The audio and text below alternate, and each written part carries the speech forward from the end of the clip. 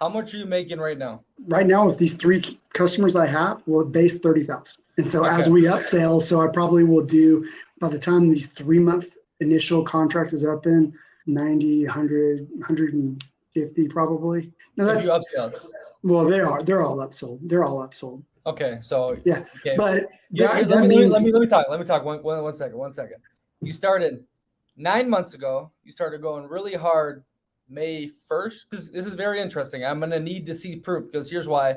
Twitter is what I've realized. I've been doing this content for a while. I've seen a lot of frauds. I've seen a lot of oh, there's jokesters that tons, dude. There's so totally many, played the bro. game. And Twitter, especially, I've noticed there's a lot of bullshit. So Yeah. I'm going to clip this at the start. And then once you show me proof, I'm going to put this on here. But if you're telling me within 9 months and then the last couple of months that you're at 30 grand now and you're looking at, 100 grand you're going to make from this shit, that is Assuming crazy. on this particular contract, with these brands we're working on right now, going through August, end of August, everything stays everything the whole way through. We keep doing what we're doing, they keep liking us, and we maintain that relationship. Yeah, or it could be done tomorrow, right? Sam, but you said you're still making 30,000 right now. Because of the base fee, right? Because it's Okay. 10 You per can show me company. that proof.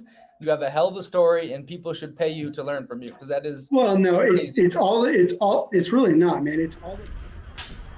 Little pool day in the northeast of Brazil. It's the rainy season, not winter, but it's warm. A gringo, don't matter if there's sun, he can still swim. Hakuna Matata. But Ryan did prove to me. He verified it. He sent me over some invoices, documents, and everything looks legit. Even if it didn't, I probably still would have posted it because the information he said is pretty good. Common sense. I mean, it makes sense. If you do it, it's probably going to work. But he's a good dude, tons of valuable information. A lot of you cannot handle nuanced conversations, especially when the name Andrew Tate gets brought up. And it does get brought up here in relation to the real world. That's one of those online courses, groups in there. And I guess that is where Ryan, at 50 years old, found the UGC. He saw his kids talking about who is this guy all over TikTok, and I said, I got $50, nothing to lose, let's check it out. And that's where he learned it. This ain't a real world endorsement, but this information is good and valuable. So, Ryan, thanks for coming on. Thanks for verifying. I wasn't trying to come at you in the podcast. I'm just very skeptical with online people. So many frauds nowadays on the internet. So, I'm going to enjoy this pool day, and you enjoy the episode. Ciao, ciao. Here we go. Back in bold. It's another beautiful day in the northeast of Brazil. Hakuna Matata, beleza. I love it. And today, I am so excited to finally learn how to monetize my content. I've been on Twitter recently, just kind of shooting the shit, going back and forth. And I started to connect with a lot of good people. Even though my profile is very low profile, I haven't really done much with it for 3 years. It's a great place to network. I think Elon is turning the corner with Twitter. And I came across Mr. Ryan. And Ryan is one of a lot of people I've seen with UGC in their Twitter name. I'm like, what the hell is this? 'Cause I see like bow-tied accounts. Everyone has a bow-tied name. There's all these different like groups on Twitter, right? And I think we commented on, or I must have commented on one of your things. We're going back and forth. And also you give me freaking 5 paragraphs about authentic content versus basic stuff. And I'm like, God damn, who is this guy? So we were going back and forth, and I need to learn how to monetize my stuff because I've been doing this as like a journal, a hobby, a networking tool. I've done consultations, so I've gotten paid, that way. But how can I monetize my content that I love to create? So today, Ryan, you're going to give us a little free consultation. I heard you've been doing this for a while. You're kind of the big dog behind the scenes, or what is your story? I don't know about that, man, but I've really enjoyed it. It's sort of a second life for me, and so I've really enjoyed the whole content creation side and just getting to understand how all the inner workings of it are. It's been really exciting. Now, like I said, though, you're kind of behind the scenes. You're helping people do this, or you did it I do a yourself? little bit of both. I do a little bit of both. My passion is helping people. So I love helping people, and that includes brands, right? So if I'm working with a company that's trying to, get some awareness out about their products or do some ad sets or something like that on Facebook or TikTok, I really love to work with them to try to help them succeed. my ultimate passion probably really does lie with helping people grow their own personal brand or their own business. And I think a lot of people struggle with that whole brand identity thing, as far as like from a personal perspective. Yeah, 100%. Everyone is saying now you need to build your brand. It's the future, especially with the online money, the Wi-Fi, the remote working. Yeah, definitely. It's very important. So hold on. First, tell me exactly what UGC is, and then second of all, tell me something that can set the frame for everyone that you actually know what you're doing. You have you know clout, they say, when it comes to this. Well, I think UGC at its core, right, is so it stands for user generated content. And what you see, we've all seen the video reviews of stuff, right? So like I'm reviewing a product, like this is the best thing I've ever seen, and I review that product. At its core, that's really what it is, right? It's just a video of a product or service that you are using that you like that benefits you in a certain way, and where the UGC monetization comes in is a brand paying you for that review, basically. And that's really how you monetize it, right? A lot of times, creators will go on Twitter or go on Instagram, and they'll reach out in different ways to brands, and those brands will contact them, or they'll just cold email to the brand, and they'll come up with some type of collaboration, be it a set of videos, some kind of package deal, or they'll just do a video on their own, which is actually really the way I started it. Is do a video of a product that you like on your own. It's really authentic, right? A lot of times you see now what people call UGC videos are not. They're just video ads. You've got all the higher level premium editing using like Premiere Pro. You've got the transitions, all the trending sounds and everything. And so when you do that, to me, it becomes more of an ad. And that's where I have a little bit of a hang up myself personally, because I don't like to, I'm very authentic. So I won't sell you something that I don't really believe in or use myself, or would at least be willing to use myself. I recently had a product shipped to me that I really liked and I really wanted to like it, and I tried it, and it caused it didn't work for me. It was a supplement product, and it caused me to have headaches. Now that was just me that it caused to have headaches for. I'm sure that's not across the board, but I would not be able to do a video on that to have someone buy it if it gave me a headache. I just wouldn't feel comfortable with that, right? So there's sort of like this dynamic growth thing happening in UGC right now, where you've got the traditional video reviews versus the video ads that people are calling UGCs, and the brands are paying a lot less for ads, basically. So wait, you don't have to be an influencer to do this, because this is like sounds like a affiliate marketing type gig, which I've done. I did it for Doublewood supplements. Great stuff, Tangali extract. I love it. The great company, and it was some website that they give you your own personal link, right? And then it's cached. So if they click it and they buy within 30 days, like you get a percentage of it, right? And then they would also give you a discount. But other than that, I have not done it. So you don't need to be Kylie Kardashian to do this, no? Definitely not, man. Actually, anybody can do this. Somebody with no followers or no social media can do it. I don't even have a huge following in social media because I've got so many different accounts that I really use all of these to test things, test different theories. I love the creative side of stuff. I may take a video that does really well for a brand and then, put it back in the think tank, start researching again, and then post it with little bitty changes here and there that I think should work or shouldn't work, and then post them to different accounts. So yeah, it's absolutely possible to do this if you just got on social media today, or if you've got millions of followers. The difference is really pay scale, right? Like if you've got 60 million followers, are going to pay you just for a post. If you've got just a few, then they may want to see a portfolio or some work you've done before. And that's where you get into like where you mentioned the affiliate marketing side. In the beginning, brands are willing to send you something for free, and then you do a review on it in exchange for that. Then it kind of morphs into, I'll give you a commission base. You get a lot of that stuff on Twitter. Brands will reach out and they want to do just like a commission only thing. And that's fine. If I really, really like the product, I really believe in it, or something I'm passionate about, I actually consider that stuff. What I like to do is I prefer to work behind the scenes for a bigger brand, because I don't want to do the $50 here, the $300 there, the $500 videos there. I'd rather, because my passion is helping and growing, I'd rather take a big brand and try to make them a percentage revenue increase. So if you made $100 million last year in your company, I want to increase that by 5%. And for that, I will take a small payment up front. And then if I hit that goal, which I know I'm going to, right, a percentage of that increase.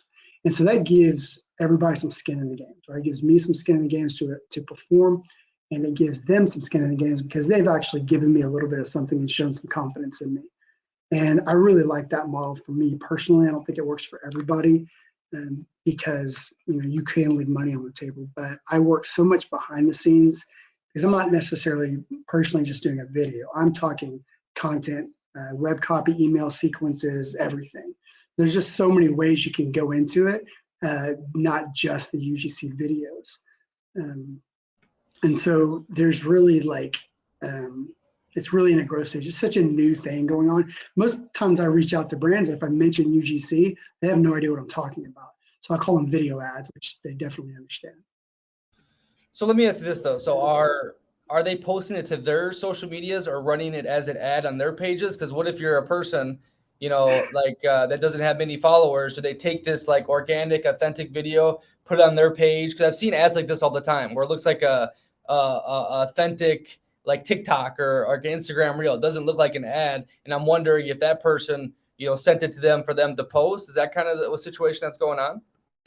Yeah, there's a lot of different ways to do it, right? So sometimes it might be they ask for it. There's no telling what they ask for, right? Sometimes they want to just take the content and post to their own platforms. Sometimes they want you to post it to your platform, sometimes a combination. And then there's this whole other thing where you will create an account, for example, like a TikTok account, a separate account that you're just posting brand content on there. You're posting all your videos. Maybe they want you making 30 videos. And so you'll post these videos and then you will, put them on this new account. And then you'll engage with that account. That's part of the deal, right? You engage with that account, the comments section, you're just doing all these things. But almost like a social media marketer on that one account for the brands. There's so many ways people can take it as opposed to, oh, I need to have 10,000 followers or 100,000 followers. And I'll put this on my account. I mean, that's not necessarily what they want. I've seen a lot of people or a lot of brands now are going where they want you to just record a video, and they're going to provide the script, they're going to provide the hooks, they're going to provide the CTA, the call to action, and all the ideas. That's not something that I particularly like, as I'm such a creative person. But a lot of people do that, man. They make good money doing it as well. But for me, if you're a big brand, especially, you've got a marketing team, that's their job to do that stuff. If you're reaching out to a content creator for social media to get the word out and to, authenticize your brand and connect and resonate with their audience, or try to find your audience and connect with them and try to make that connection, you need to let the creators create. That's what they're there for. Yeah, I've been noticing a lot of kind of everyday type of person ads, especially when it comes to StreamYard, which we're using right now. I see it all the time where it's this guy who is a StreamYard user. He's not famous. He's not necessarily the best looking person, but seems like he's reading a script, but it's like, oh, that could be me. Like, oh, he's the same person as me, so I'm going to buy it, right? It's really relatable. Yeah. I think that content has gotten popular because of the TikToks where you see all the POVs and all the more expression that's happening on TikTok, which I think it's good and it's bad. But okay, but hold on. We need to make sure you're legit. So can you give us a little background? Have you done big deals? Like, what is your story? You're not just some random guy on Twitter talking, or no? I am just a random guy on Twitter talking, actually. No, I've so how I started was actually I learned my content creation from the real world. Actually, I'd always been interested in it. I've done some editing and things like that, being a lifelong entrepreneur. I got into Adobe and all these things, but really I learned it inside the real world. You familiar with that? Was that Andrew Tate? Yes. Brother, I'm telling you, it is the lessons in this. So I'm going to be 50 this December, right? So I'm not some young kid that's being influenced by somebody. I've got in there and I've actually taken the courses, and mostly because I was just interested. I've got teenage boys myself, and they kept talking about this stuff. So I was interested in just myself getting on there and learning a little bit, seeing what it was all about. Once I got in there, I started seeing a really cool connection with all the classes they teach. And they've got stuff for like crypto and things, right? That don't translate. But then they've got, e-com course, they've got a copywriting course, and then they've got affiliate marketing, and then this content creation course that I really, really like. The guy in there, his nickname's the Pope. We can't give you his real name, but he teaches like amazing stuff. And he is super, super, super high level guy. And so when we start learning these things from him, we are like fast tracking. We're not going through 10 or 15 years of a learning curve. We're getting right in. They put us through a feedback loop. So we really start learning these techniques that are almost cutting edge. Like we're getting into a lot of AI stuff right now, which is unbelievable. I don't know if you saw yesterday, I posted some things on Twitter, just some images. It is just like, can't even tell, man. And that's going to change the game for a lot of companies. If your creators are not using AI now, you're not even competitive anymore at this point. And I can't imagine in 6 months or a year what's going to happen. And I'm talking big, big brands, man. Like some of the biggest luxury brands in the world are going to be behind if they're not getting on board with this right now. So let me pop in though quick. You said a lot of different things. So one, I just saw something actually. I think it was the users of ChatGPT has gone down slowly, and it's not as much hype, which is kind of interesting. Obviously, it's a huge, powerful tool. Two, I definitely think paying for courses or mentorship or whatnot can be extremely valuable. Even though, and I'm pretty sure Tate has said this, you can find a lot of this kind of stuff on the internet if you search it. But once you invest your own money into it, once you got someone that's saying, hey, do this, you can ask questions to, you're more inclined to do something, right? And obviously nowadays we know too, like the education system, unless you're getting a certain degree, is horseshit, right? Oh, bro, absolutely. Why not invest, what is it, $50 a month into this $49. And to learn different things. And I've heard decent things about like their copywriting program and so forth. So I've never done it. I can't say the good or the bad. Obviously, there's going to be a stigma whenever you bring up that name. And I've had my fair share of conversations about that topic on hand. And I'm very balanced with it. For one, I'm just going to say this right now. Okay. For one, I appreciate him fighting back against all, where the world was kind of going with the woke stuff and, just the crazy, right? He was kind of a voice of the other side, correct? He's a master marketer for sure. He's one that hacked the whole TikTok algorithm and whatnot. But then when I come on the other side is this, and we don't need to stick on it too much, but I've been to Eastern Europe. I've been to the Balkans. I know exactly what that whole cam business is like, where he made definitely a lot of his money. And where I see Andrew Tate is, I think he's for sure a master businessman, because his target market back in the webcam days was lonely, sad, in quotations, beta men, on the other side of the camera for the webcam people. And nowadays it's basically the same category for men who are kind of trying to figure out their lives. They're sad. They can't get women. Now they attach themselves to this guy who acts super macho and alpha and whatnot. So I think he the same target market, he's selling on different sides now, right? So I give him a lot of props for that. We're going to see what happens. I know they finally got their charges, and then everyone has to agree that even though if you don't like him or not, what they did in Romania for 6 months without saying the whole charges is horseshit, right? I know the law system is a little different over there, but anyway, so anyone that was, heard this real world thing and automatically said, oh, I can't listen to it, you need to be nuanced with conversation and not just bash something because of a name attached to it. I guarantee you, well, I've heard and I've seen that there's a lot of people that have made a decent amount of money online through these courses. So tons of printing money. Yeah, he's actually not on there. He actually doesn't teach a course on the platform. It's all these other guys that are, they're obviously uber successful guys that are part of his network, but they don't really touch on him very much, man. They're really focused on the educational platform part of it.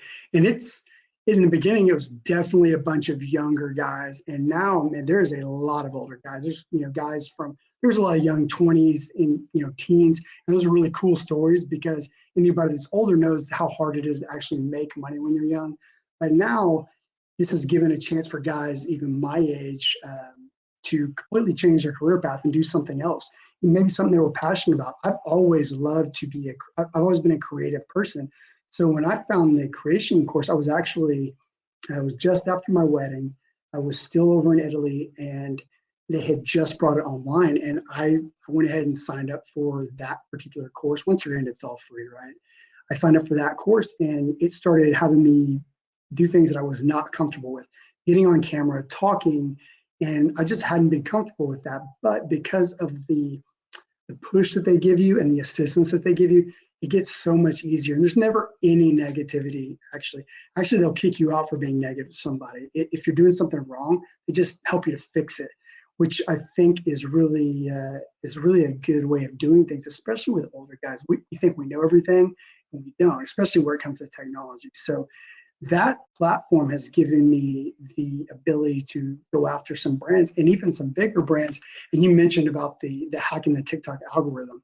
That's actually a lesson that gets taught within that entire platform of kind of how that went down and how they did it. And I think the cat's out of the bag for the most part now. But that right there gives me the ability to go after a bigger brand and say, hey, I want to take your, $500 million brand and increase it by 5%. It's not a problem because I've got 200,000 people standing beside me that are more than willing to help at any point. So it's been a great learning experience for me personally, and everybody that I know in there.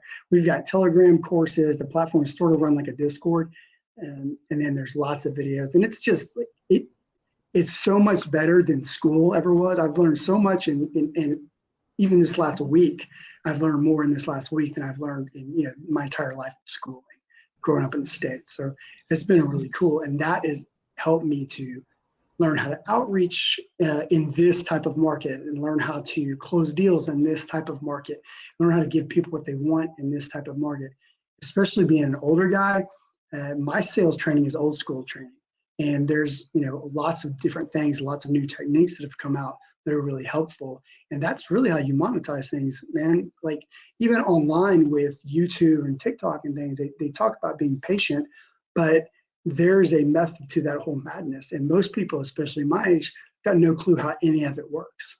And while they would love to capitalize, and older people especially have a lot to offer, be it education, coaching, mentorship, they don't know how to do it. So places like this are really handy. And not just that one, there's lots of platforms out there that are good for that. So there's room to grow in this for sure. But going through this educational system has really taught me and given me a lot of tools to be able to go after brands, even in the beginning when I wasn't sure exactly what to do or how to market these particular things. They were giving me things that were just things I hadn't even thought of, because it's just not in my wheelhouse, because I'm so much older than a lot of people that are doing this, right? But my experience has allowed me. Yeah, go ahead. My bad, 100%. Just so we wrap up the real world 6-minute pitch, they can use your link. I want to say we were talking to Andrew Tate probably like early 2020 when he was about to do the podcast circuit before. I think he was putting this plan in place to get a bunch of stuff on the YouTube to get it all clipped everywhere. And very cordial dude, but at that time I wasn't doing YouTube, so he's like, "Damn, man, like we want to just do all YouTube, blah blah blah." So that's all I have to say. You guys check out the real world stuff if you like, but let's get down to the basics on this stuff. So what have you done that has made money through the UGC that gives you credibility to speak on it? So initially what I would do is I would go find brands online, right? And I would just make content. I would rip their content from online and make it and post it. Sometimes I would send it to people. One of the best ways that I'm able to get things is actually making content for somebody and sending it to their marketing team. And then what they do is they come back to me and they tell me they like it, or they say, that's really cool, and they go on about their way. But I probably, I don't know, 50 or 60 different brands, just various brands, some local businesses to my areas, and then some a little bit bigger, that really got me going and catapulting. One thing that I do, because of, can't give you everything, but the method that I do things and the way that I go about it is I keep my stuff private. I don't even actually post a portfolio like I recommend every UGC creator do. That's not me. Post your portfolio online. If you've got little things around the house, just make a video of it and post it online. I don't do these things because I'm sort of a different breed. I'm into the web content, the creation, the cinematic, videography, the email copy and sequences. So I'm more of a self-employed agency. I contract out some things from guys from my campuses, but I do that in an effort to build my brand. I'm not worried about getting money today. But you gotta, in the beginning, I definitely would make little videos of things around the house, post them mostly for practice. But everybody online wants to see your portfolio, My portfolio is usually just making content that they have and sending it to them. That's how I get brands. So, local dentist office, every restaurant in town, chiropractor offices was good. And something that I got into a while back was realtors. The real estate agents, I mean, you've seen the content for realtors, it's terrible, man. The newer guy, the younger people are doing great. So what I really started doing was going out and doing some drone footage and just some different type of shots for them. And what I wanted to really do, this didn't actually work out, but I had a family-owned real estate company, and I was making content for the owner of it. She was a lady. She'd been doing real estate for 30 years, but her children were going to take over. So I was trying to get her to see that if we could film some content and make her an expert, do some podcast stuff like this, and then pull the feeds and make little clips of it and post it, she automatically becomes the expert, right? And then now people are kind of seeking and trying to get into, they want her company to sell the house, which builds the brand for her kids. Unfortunately, she wasn't into that. But for me, my thing is just always being cutting edge, taking my life experiences with my new learning experiences and meshing them all together to create something that people haven't seen. Something I've been doing lately, I've sort of stepped away a bit from going after people, and I'm getting into the AI art sector, which is unbelievable. Okay, so how much money did you make off those 50 to 60 people? How many accepted? How many didn't? What kind of content were you posting 50 or for 60 them? people that actually took the job. Like I actually did work for them. I had hundreds of people that I pitched in the beginning and didn't get any work from them for sure. If you can be open about it, I'm really curious how much money you're making from it and what kind of content exactly you were I can producing. actually tell you from the beginning to like what I look at now. In the beginning, I was hopeful. Like my goals low. I wanted to make $1,000 a month, which sounds like a lot sometimes, but it's really not, because three or four jobs and you've made that. But it's really tough in the beginning. You're trying to build a brand. Nobody wants you because, like I said, you don't have content, you don't have a following, and people don't understand what UGC is. And I was out pitching UGC as opposed to video ads. I wasn't informed enough back then. I learned really quickly that you need to say video ads, and then that helps them understand what you're actually talking about. Then you can go in into all the UGC data, which is honestly, there's really not a comparison between the traditional videos and the UGC videos. It just really isn't. It's apples and oranges, man. So once you can get them to understand that, you will start to generate money, and you'll go from making a couple $100 here and there, or $50 here and there, or free actually is where it really starts, commission based, hopefully. And now I'll charge, for one video, a traditional authentic review video that you're going to put online, that I'm going to be authentic and everything, it's going to be $1,000 per video. I do run a package where I'll give it's a total of 16 videos, but it's 2 bodies, 4 hooks, and 2 CTAs. And then those can be cut up. So I do that actually also for $1,000. Oddly, people choose the one video for $1,000 more than they do the other, which is I think $950 for that is all I charge. Like a holiday bundle that I just kept running past Christmas.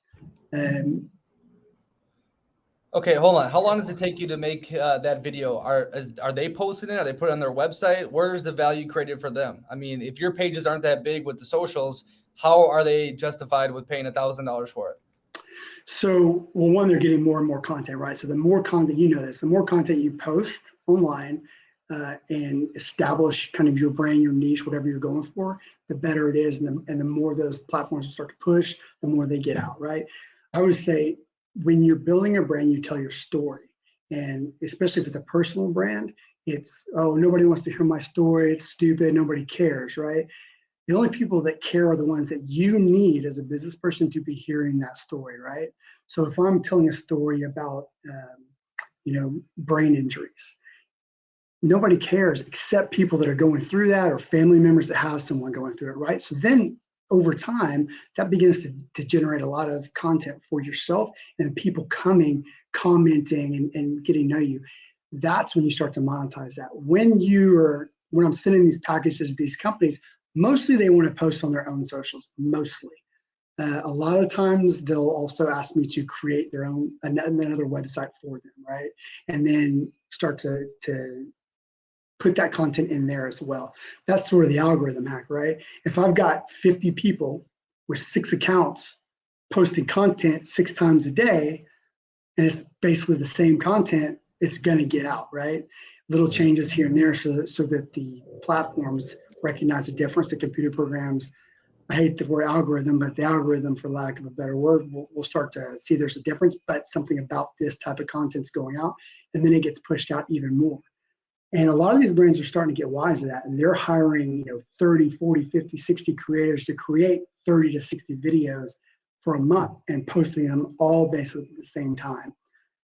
As a creator, personally, I really do a lot of research. I create a customer avatar. I ask, who's my customer? I create a name, age, occupation, all their demographics, right? And then I answer a whole series of questions about what's the pain point? What is the angle? And then I'll go into that Facebook ads library and things like this. I really, really try to make one video count like 60 videos for just somebody just creating videos because they're going to make a few bucks. Is there beeping going on in the background? No. No? I'm hearing Definitely, something. Okay, hold on. Let me hop in here though, quick. So are you using this real world, or how are you getting 30 people to do these different accounts for you? Is this in the package of $1,000 video? No. That's a brand. So I can do 16 videos really quickly, right? And not really quickly, but quickly because I've got 2 bodies and 4 hooks and 2 CTAs. So I'm just making 2 videos and then I'm changing out these things that creates, 16 videos, for example, on that particular thing.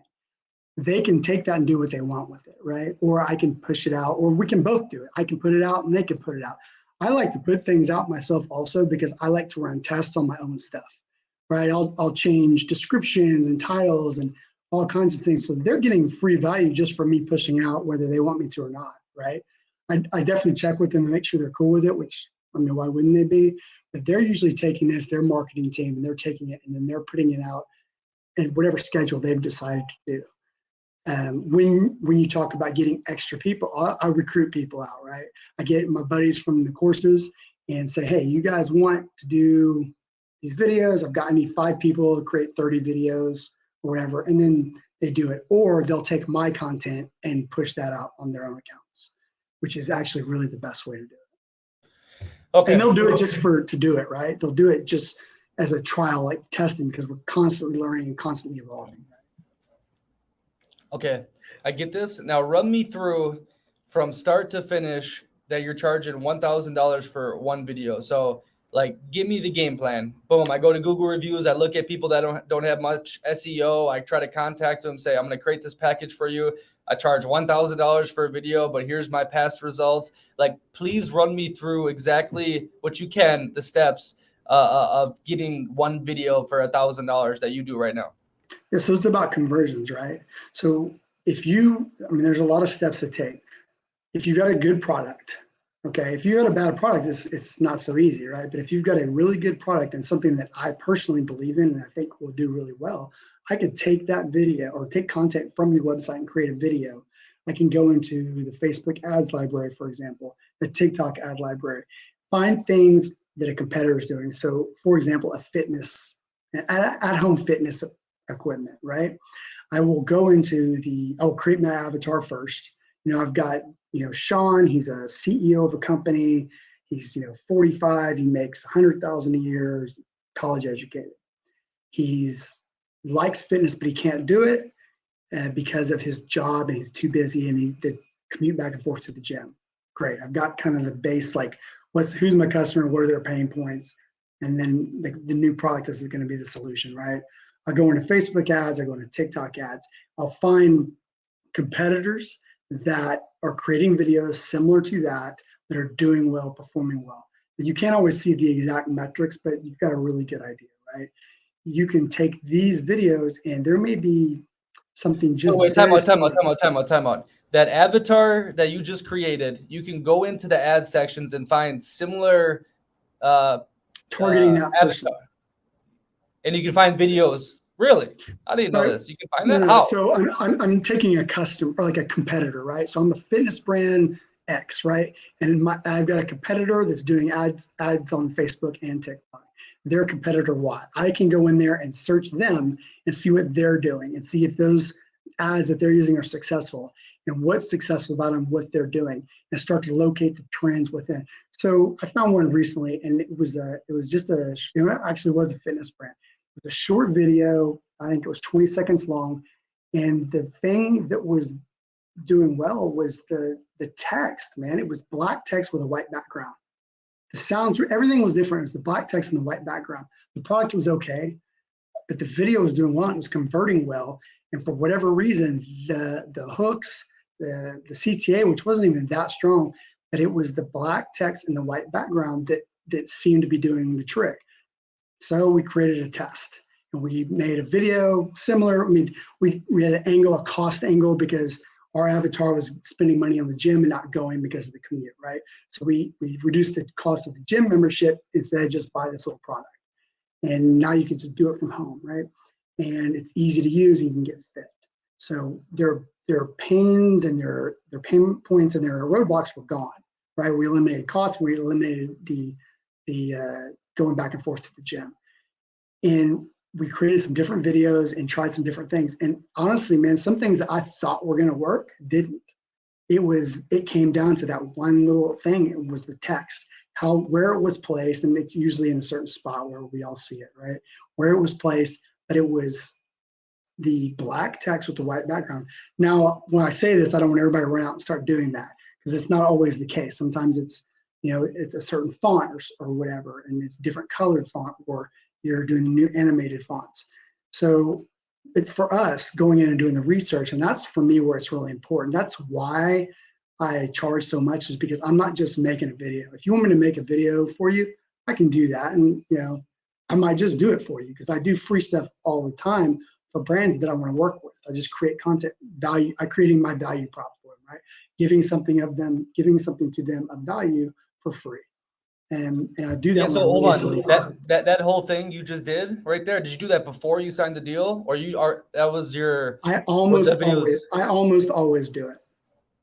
Okay, so then you were gonna say, hey, I have all this information, this is what clicked, this is what worked. Now I'm gonna send you this package of these videos and pay me $1,000. Yeah, on a really high level version of it, yeah. I'll create some video for them and I'll send them some stuff, but I can't. I mean, if I give them a free video that's going to convert, millions of dollars, I just gave away a lot of money for myself, right? Now, I don't mind making a brand some money. That only benefits me in the long run, right? They're going to hire me back, because if I generate a video for you and you suddenly make $250,000 over the course of 6 months in your small e-com business, well, you don't have to call me, but you'd be stupid. It's not just me, man. There's a lot of people that do this. In fact, I learned that technique. So I love giving free value to people, because, again, it falls back to me and compassion for helping others succeed. I want everybody to be super rich and have all their dreams come true. If I can help that, I do. It's actually a weakness of mine, honestly.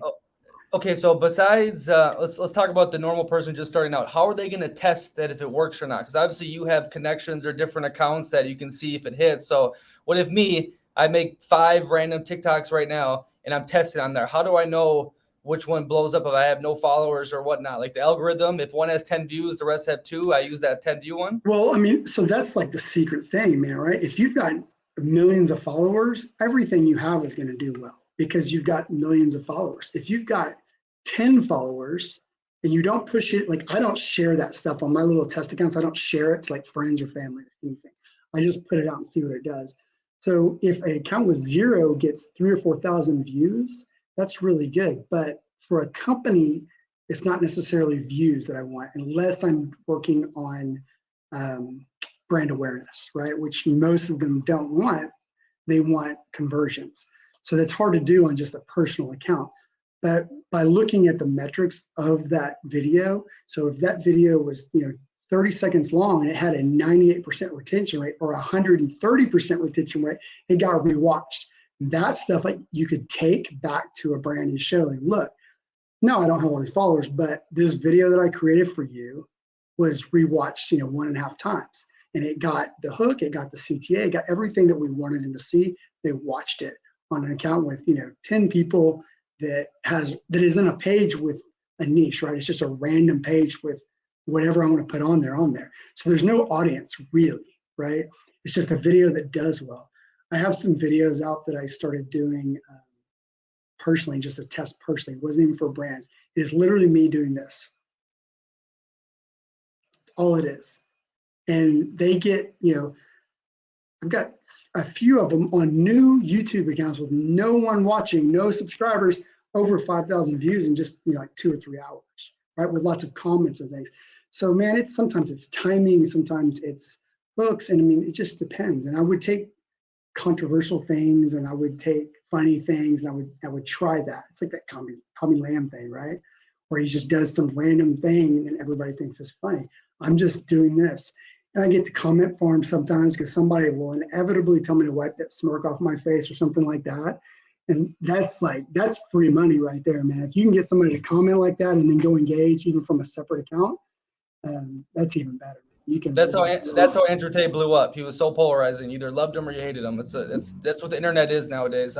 Before we get into that fake or that goofy reaction content versus the authentic stuff, etc., I want to make some comments there because, like you said, they care about conversions. These brands, not necessarily the views, the impressions, all that kind of stuff. Because, like I've learned living in the different third world places, third world social media doesn't fucking matter to a lot of people. They're not spending money, right? Even in Brazil, they have so many people with lots of followers or brands with lots of followers, and they're barely scraping by, right? So that's a huge thing I've noticed because I know a lot of these marketing agencies, they get a bunch of Indians and South Americans to subscribe or, and they don't, it'll never lead to money, right? So a lot of people need to realize that the conversion and what kind of audiences it is might be more successful than just getting millions of views.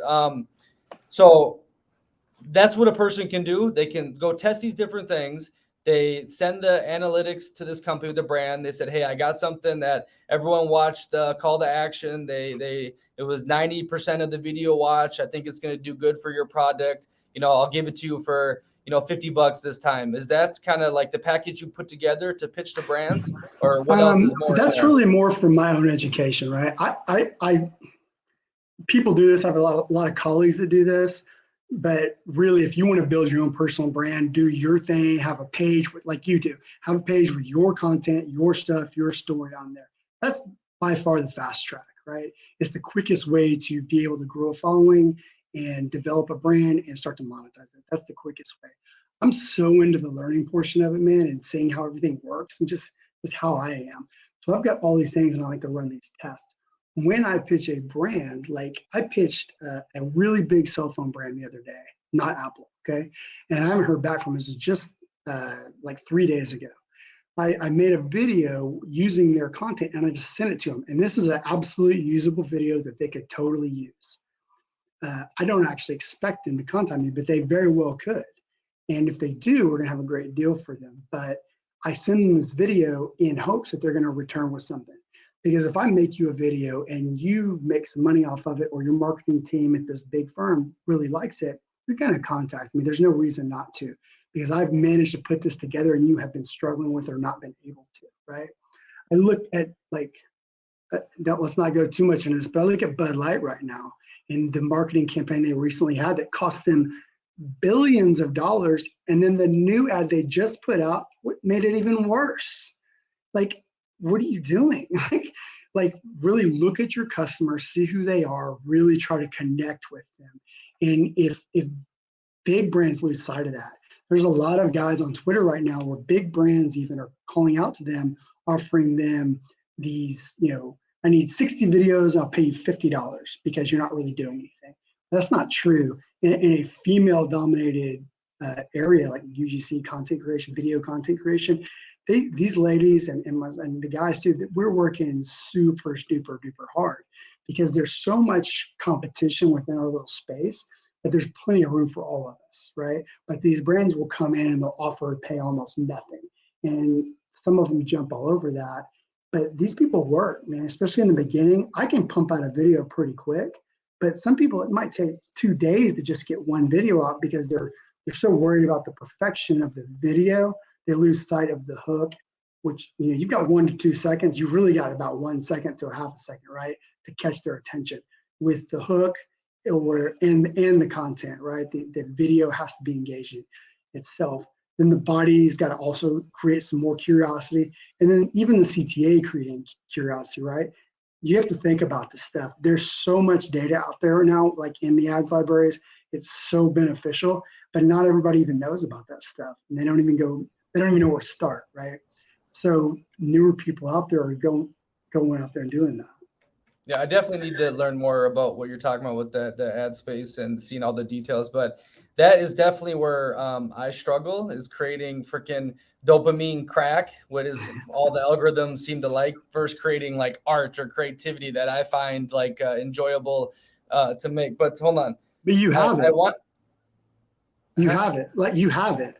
Like on your Instagram page is amazing. I told you I when I looked appreciate at it. it's great. You've got all the content you could possibly need for that dopamine hit, man. But I was gonna say though, so you kind of brought it up. You're pitching the cell phone thing. So tell me, okay, someone that has not been doing it like you for a little bit, that's a month or two into this, or just wants to start, exactly what I should do to pitch the local brand by me or something, and the portfolio, or I should send to them. Can you give me like practicality of I could do this right now? Yeah.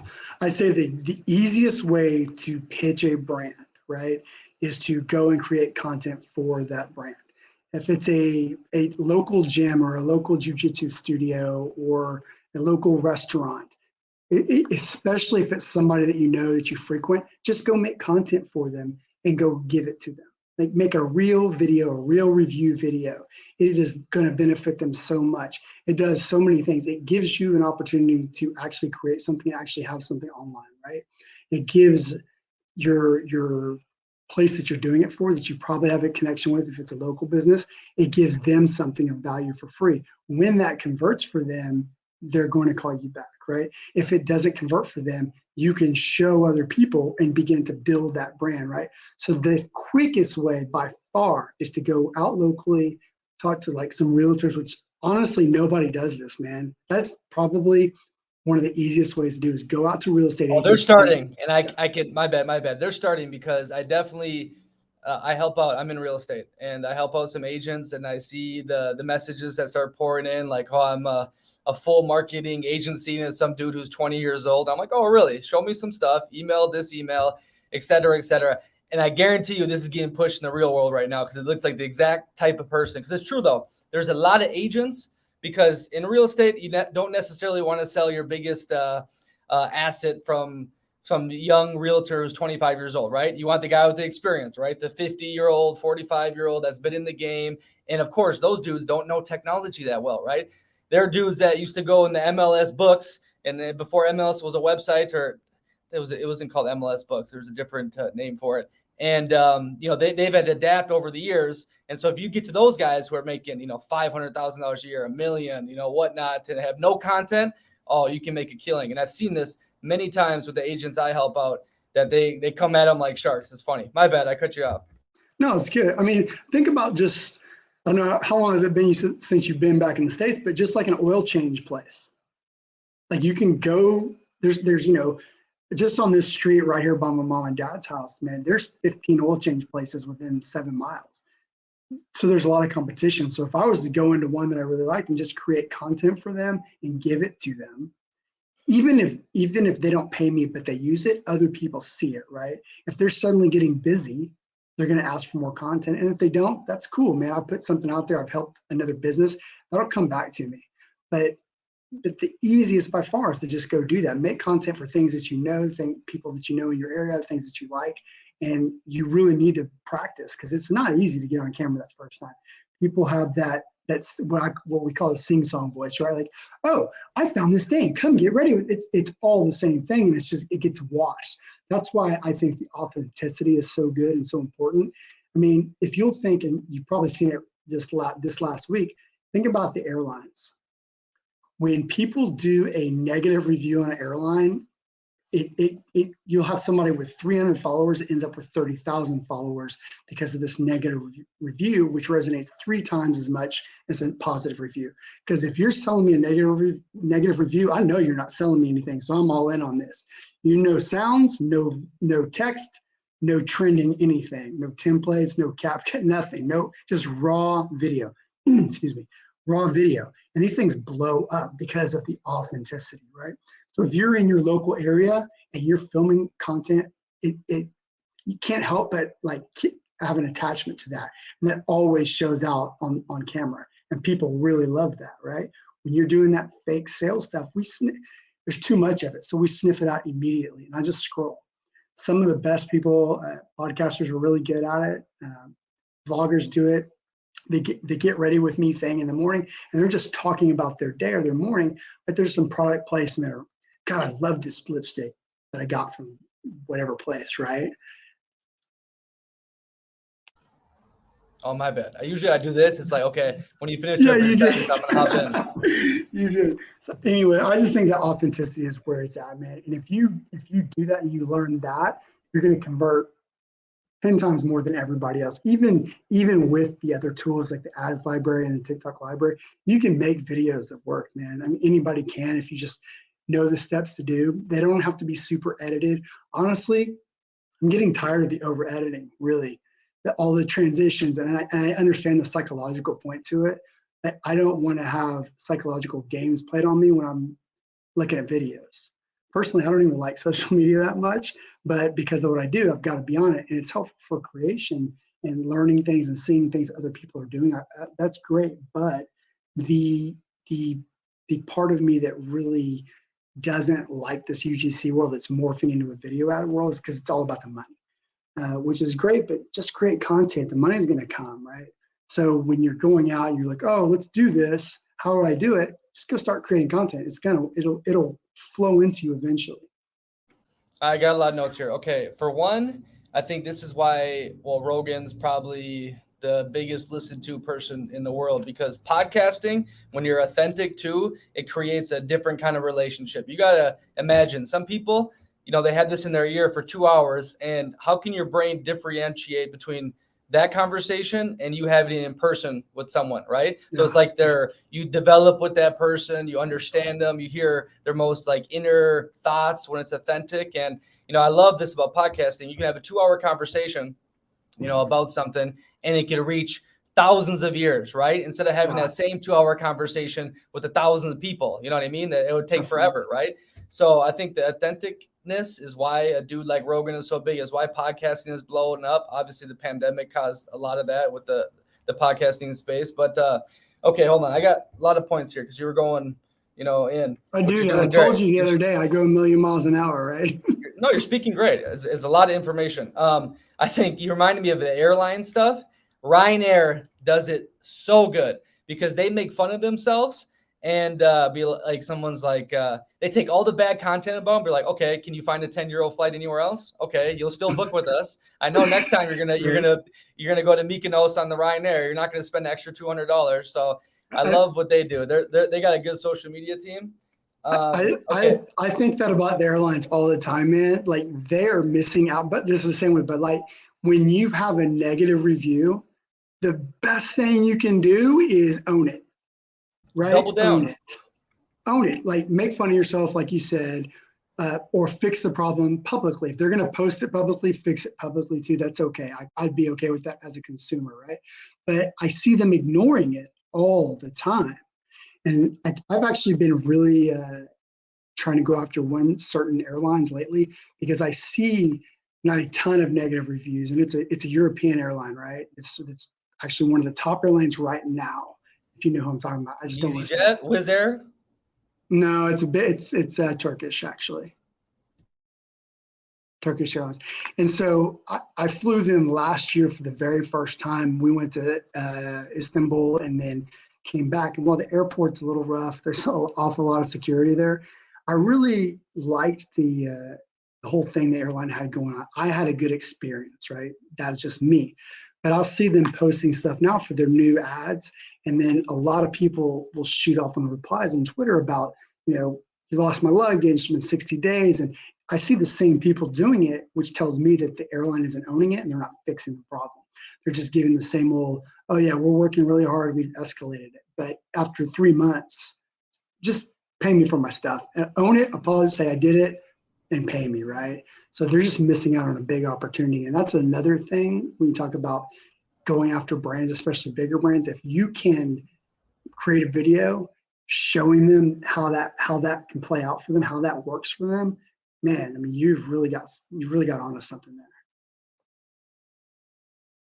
I'm curious though. So like the Trump playbook, doubling down on everything and never apologizing. How does that go in with what you just said with the Bud Light? So Bud Light doubled down on again. They did another weird ad. I didn't see it. They tried to, man, it's not that it's almost like they were trying to apologize, but okay. So it's a half and half BS. They made fun of their target market as opposed to making fun of themselves. And they completely missed. I mean, it was bad. It's all over YouTube and stuff. It was like a week and a half ago. Well, how dumb do you need to be being Bud freaking Light? Who drinks Bud Light, for God's sakes? Not the nobody. LGBTQ people. Not they don't even do it anymore. College kids. It's horseshit. Nobody. Yeah. But hold on. Okay. I mean, Kid Rock bailed on him, man. Kid Rock. He bailed on Bud Light. Like, come on, guys. You talked about Istanbul. Have you seen Midnight Express, the Oliver Stone movie? Not all of it. I've seen part of it. I love it there. Like, I really like it there a lot. I have not explored enough of that country, but we plan on it this next year for sure. Yeah, obviously the movie got like extreme hate from Turkey because it did make it look kind of bad. It was like 1970s or whatnot, but fantastic movie for anyone. Like getting locked up abroad, a kid tried bringing home like 2 kilos of hash, and it's freaking unreal movie. I think everyone should watch it. It was based on a true story, obviously exaggerated in some parts and whatnot, but freaking beautiful movie. I think I like Stone. He's a little cuckoo, but he's made some beautiful movies. And nobody wants to be in a Turkish prison, so. No. I actually met a dude in Zurich. Long story. He's a Danish dude in Zurich in a hostel, and he had spent time in a Thai prison. He told me all about the Thai prison, and I've heard about that before. It's horseshit, but the stories he was telling me, I was like, he had teeth missing and he smoked cigarettes. He's like 70 years old. I mean, the wildest shit I've heard. But foreign prisons, you'd want to get locked up. Actually, Scandinavia. Get locked up in Scandinavia. You get a little hotel room, little PlayStation, a pool, Hakuna Matata. But hold on, boss. Okay, I got some points here. Let me go through it, and then you hit it. Okay, so I want you to talk what you said about the oil companies, nearby the gas stations. I want you to take me through being someone that's just starting out or new to this and how they would go about pitching to them and doing content, etc. And then I need to know, can we do this without our face? Because a lot of people have the problem with, putting their face out there. What can those kind of people do to maybe get their foot wet without having to show their face? So we'll take it in 2 parts, right? We'll do the how to go about just creating content for a particular local business or a brand. If they've got content online, take it and switch it up. Like we talked about the real estate earlier, oil places will do the same thing. I took a real estate video that someone had posted and just redid that particular video. And you can do that for anything, really. If the content is sort of decent and you're any good at editing, you could chop things up, chop them into short. It doesn't have to be even 30 seconds. It could be 10 seconds. People can see, like the brand can see all they need to see in that amount of time, right? If they're hooked in, if they're watching it, they can get a general idea of what you got going on. If you go to get your car, take your car to get your oil changed at a place, you probably know these guys. Talk to the manager, man. Just see if he's okay with you even practicing. Hey, I want to practice doing this. I'll give you the content after you can do what you want with it. And then go do that, man. Film around. For this, you don't need your face at all. You can film around the building, inside, going in the base, taking it down, just doing different things that you've probably learned through either a class or just watching YouTube videos how to go What about would you this. do? I want you to exactly tell me what you would do as a beginner. You go to Well, this that's what oil I would place. do. I would talk Do I say, after "Oh, I wow, the toilet's actually clean. Maybe you should go No, here." I would definitely show. I mean, it's an oil change place, right? So it's not super easy. There's nothing really sexy about an oil change place. But there can be if you create. I would create like a cinematic style video, and probably walk myself through as I was driving, right? So I would take my camera and go through the bay and have the guy come out and load.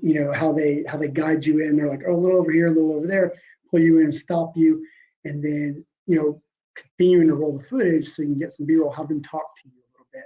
Maybe they say something good or you say something funny that can engage the audience a little further. And then literally sit there as you are a car over this bay and have them work through it.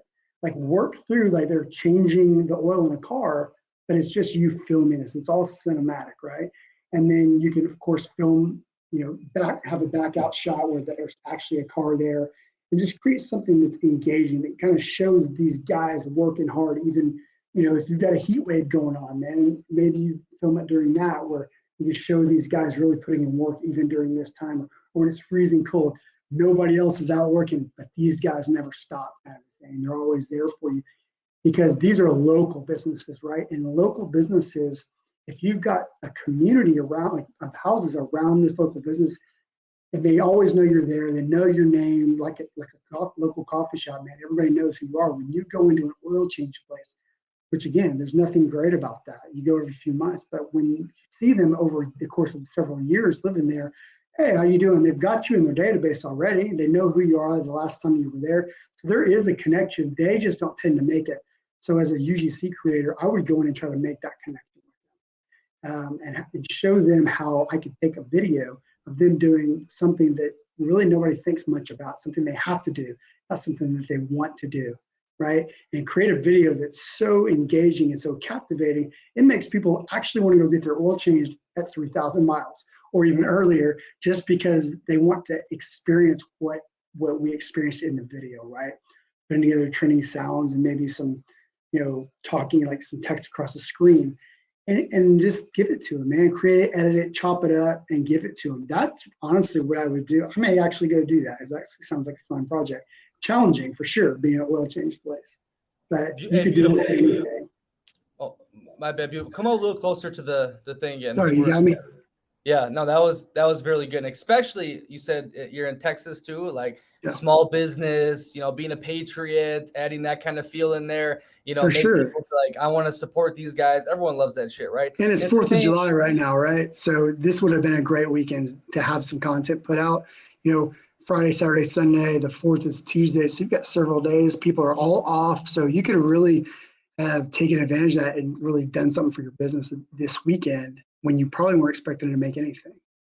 Well, especially too with like oil changes, there's memes going around like, a girl goes to oil change and they charge $500 for it, right? And you show Yeah, these people are trustworthy, they're for the community, you're absolutely. giving back, boom. That's kind of the idea. So, for more of a liberal type city, open it up, have some rainbows in there, inclusive to everyone, blase.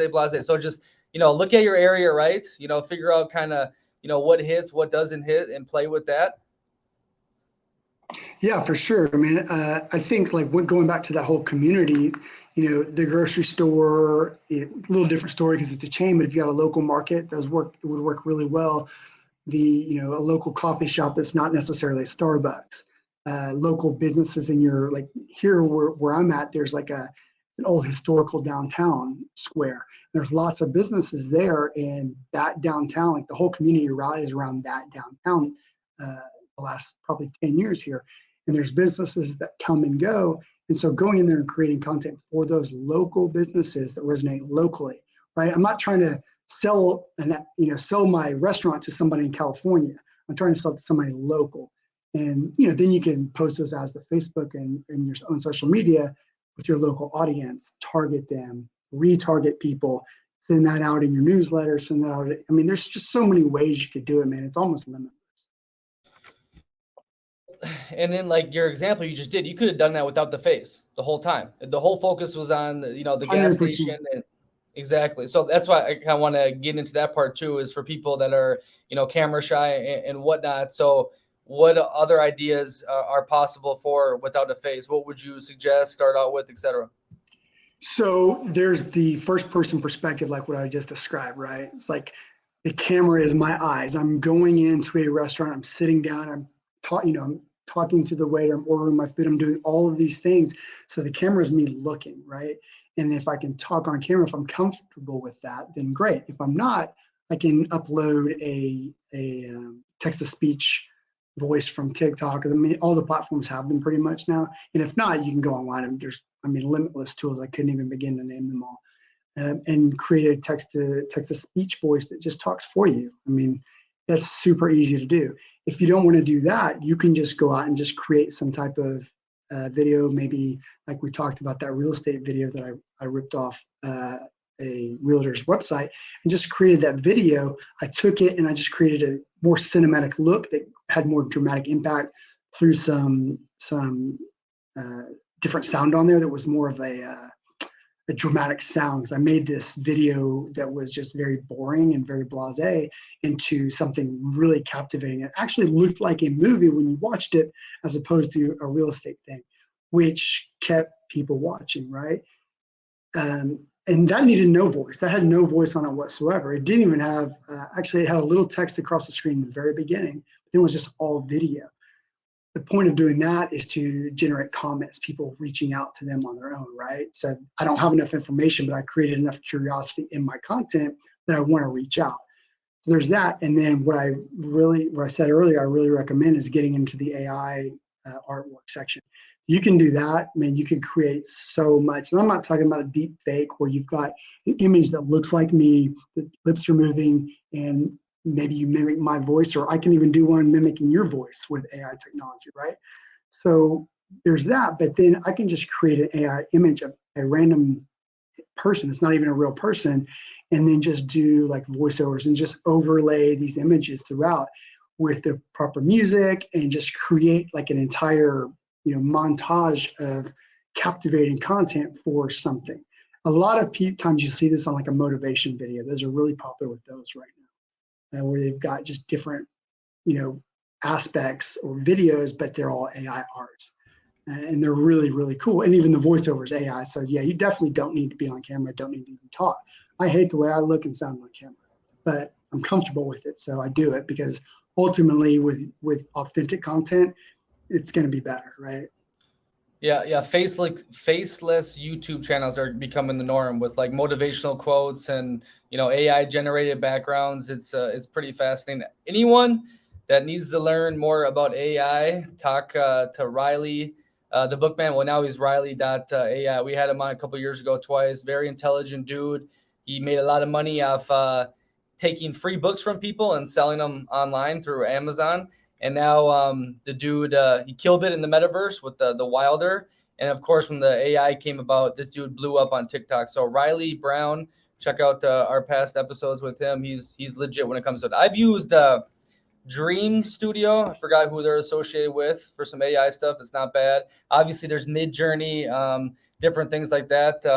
Hold on one second. What I was going to say is, so people starting out, how simple that was, right? So go find a competitor of a local business or some sort of business anywhere in the world, see what kind of content they're making, then go to that place and mimic it basically, right? If that's how you want to start, then add your own creativity, originality into it. But what you just did was pretty simple. You go to the gas station and say, hey, look, I'm starting out here. I like to create, let me just get some shots here. I'm going to make something for free, send it to you. If you like it, beautiful. If you don't, you don't. Hakuna Matata. But it didn't seem too complicated for what you just explained. And this is what I want to ask you, though, because you brought up the editing and the tools, and everything is online for free. Okay, so people can learn this if they really want. But what are your top tips for this, websites, tools that you use that can help someone that, let's say, knows nothing about it, that can learn it in a week? And don't say real world. Yeah, right. Well, it would take longer than a week probably to learn editing. So I use Adobe Premiere Pro, but that's not something that a beginner would want to use for sure. I've taken hours upon hours of classes to learn that, and I'm still not perfect at it. But just it's the cream of the crop for editing, really. But CapCut is really, really good too. And that's really easy. It's super user friendly. They've got a mobile app, and then they've got the one on the desktop. And CapCut really works well. They've got templates, they've got a lot of trending things, and they've got a ton of educational resources inside of CapCut. They can help you, I mean, from everything from editing to promoting your content and learning how to reach out to people. Canva as well.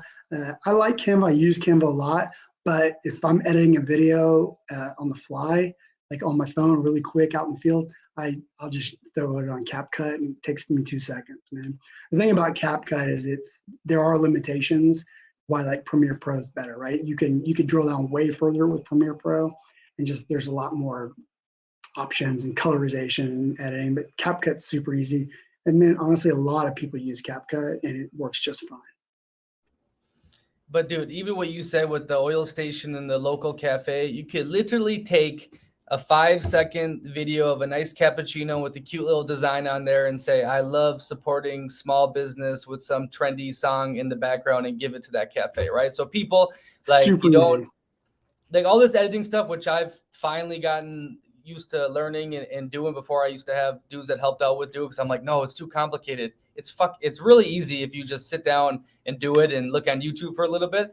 But Yeah. even if you don't, the oil thing you talked about, obviously making it more cinematic, is a little more time consuming. But POV, you go to your local station and you're greeted by friendly George and Bob and the LOL, they don't overcharge you, the memes or whatever. Like, you can do this in literally 30 minutes, recording it in 10, editing it in another 10, and boom, put it out there. And that's the biggest thing I tell people when it comes to putting stuff out on the internet or creating anything, is just fucking do it, right? Because obviously at the start, it's never going to be that good. You might get a little, chirped at or whatnot, but you learn from it, right?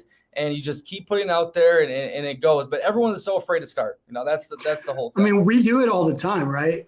Like, how many people you see at a restaurant take a snapshot of their food?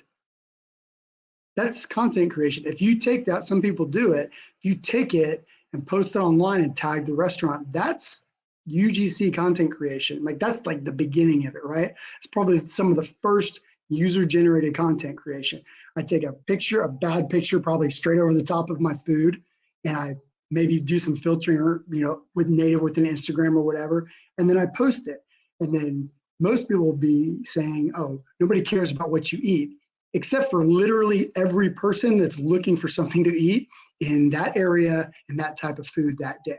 Everybody wants to see what you actually had. So everybody's been doing this for a long time. They just don't really know that they're doing it.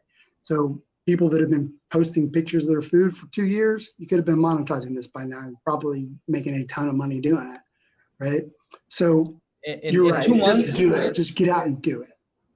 I saw something about a local business getting a ton more business themselves by doing the local expert thing on Google reviews, right? So a real estate agent, this is very good for real estate agents. You review everything in the local area. All of a sudden, before you know it, anytime anyone clicks over these things, they see John Smith, real estate agent, at the top of it, right? Local expert, boom. Oh, next time I'm thinking about a house, oh, I remember that guy, John Smith, right? I did this for 2 months for Bold Perceptions, obviously around the world, because I got a lot of different photos. And I had like 1 million photo views in 2 months. Freaking crazy, right? Yeah, And Google's crazy like that. Yeah, 100%. Okay, so I got some more stuff. You got some time here? I want to keep going because I want you to help me out too, right? Yeah, man. I'm me and you hanging out. We'd be here 5 hours if you want to be. Beautiful. All right. So the big thing, right? So my buddy who used to help on the podcast, he started an application called T-Box, a golf Tinder type thing that Cool. matches people, and doing very well. And he mastered the socials. He blew up their TikTok. He blew up the social media, but he was taking trends. He was doing that little Snapchat bar. He was making content that looked like it was real, but it's all staged, right? Like, what is this dude doing? Like, stuff that blows up, right? And it's funny because a lot of people take his content now, golf pages, and repost it, which is horseshit. This is all the top pages do. Barstool, ESPN, everyone copies everyone's content now. It just says, oh, credit is this person way at the bottom, which is BS. But what I want to talk about is that. So he tried doing that for this bold perceptions and making that when we were starting off, and maybe I should have let him, roll with it. But I have a very hard time, especially with my name and my face is behind it, to just put out horseshit or follow trends, especially when my stuff's about living bold. It's not about, following the herd and so forth. So how do I balance getting my message out? Because I need to get it out because I know there's a lot of people out there that haven't heard it that would love it, right? But without selling my soul. So that's something for me when I first got into this, man, I had a very hard time because you're pushing, I need to make money. I want to go make some money, going out. So people will take on anything. And I felt really uncomfortable selling something to people, to followers or anybody that I didn't actually personally believe in. So I took a stand really early on to say, if I don't like the product or I would never use it, then I just won't make a video. So if I'm taking a supplement, for example, and it gives me problems, I'll respectfully contact the brand again and tell them, look, this didn't work for me. I'm not going to put out a review because I can't give you an authentic, positive review for me. I'm not saying it's bad for everybody, but for me personally. And if I'm lying, it's going to come across, right? It's definitely going to come across because I'm trying so hard I want you to understand what I'm feeling, and I'm trying to create a feeling between us. Like when I talk about Italy, for example, I could sell Italy like no one else because I love it so much. And people like they don't like the Don't get me food. started. Don't get me started on Italy right now. Like you can't even understand. Like I can't eat box pasta here in the States, like at all. I don't eat And Italian outside of Italy. no, Nothing compares. it's impossible. But like you see, like this thing that we've got going right now, like it's resonated instantly with us. Just that one little thing. So and you can see like everything on my face changes. The expression. I'm getting chills up my back even thinking about it because I'm ready to go back home. But we when I'm not selling you something that I really firmly believe in, you could tell. I'll use that sing-songy voice, or if you send me something for free, like a new bed, it's like, I just got this new bed and it's the best bed ever. And I lay it on it and I get the best night's sleep. Well, that's not true. Like you could tell it's not true in my voice, right? I'm just trying to sell you something, and beds are expensive, right? If I'm trying to sell you $1,000 bed and you're taking my word for it, I got a real moral dilemma with that. So I personally can't do it. I think if you do right and you do well for people and you try to always put out positive energy, that's going to come back to you every time. Same with negative. If you put out negative stuff, that's also going to come back to you. It's just the way things work. So I refuse to do anything that I don't firmly believe in, right? Okay, I should have made this more clear. I think there's a difference between a personal brand and pitching to small businesses, making the POVs or cafe thing without your face or even your face if you like it, right? You can follow the trends to get engagement. Now I'm talking with me, right? I don't want to copy everyone's little, okay, use 2 seconds here, 1.5 here, but this song, the trending song, like I want to create what I feel without copying these formulas. So how do I balance between like my personal brand, my face, my message, and also being like, damn, this would reach a bigger audience that people want to hear it, and I can convert them or whatever, right? So I think you understand the difference? I think so. I personally like your content. So I may be a little bit biased on this, right? And we just met recently, right? I just started looking at your stuff, and I think that I've got such a passion for travel that that's why your content resonated with me. You've been to a lot of places, some places that people don't recommend you go because here in the States, everywhere is the most dangerous place on earth, right? And yeah, you understand. And people always ask me, is it safe to do this or that? I tell them I feel safer there than I do in my nice little bubble here. So your content really does resonate. I think for you, it's a matter of getting your users, like the people that actually engage in your content, to share that content, right?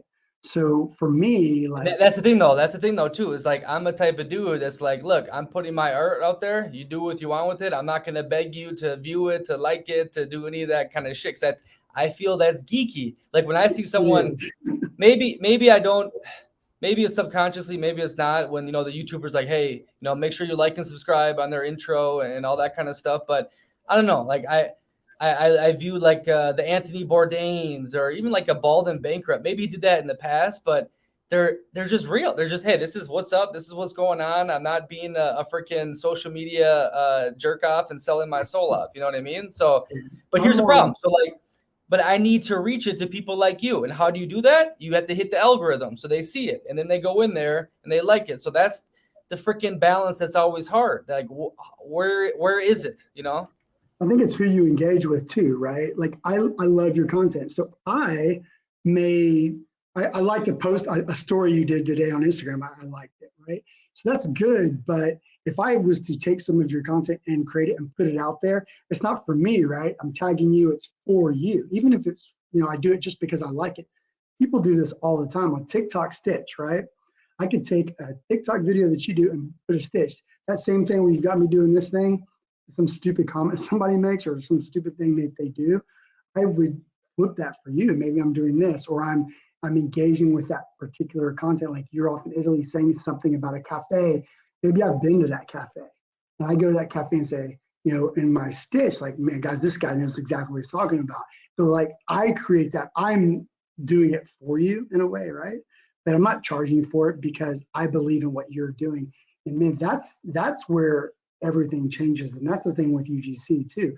If you've got people that really like your content resonates with, then they will push it out for you. You don't have to do anything, right?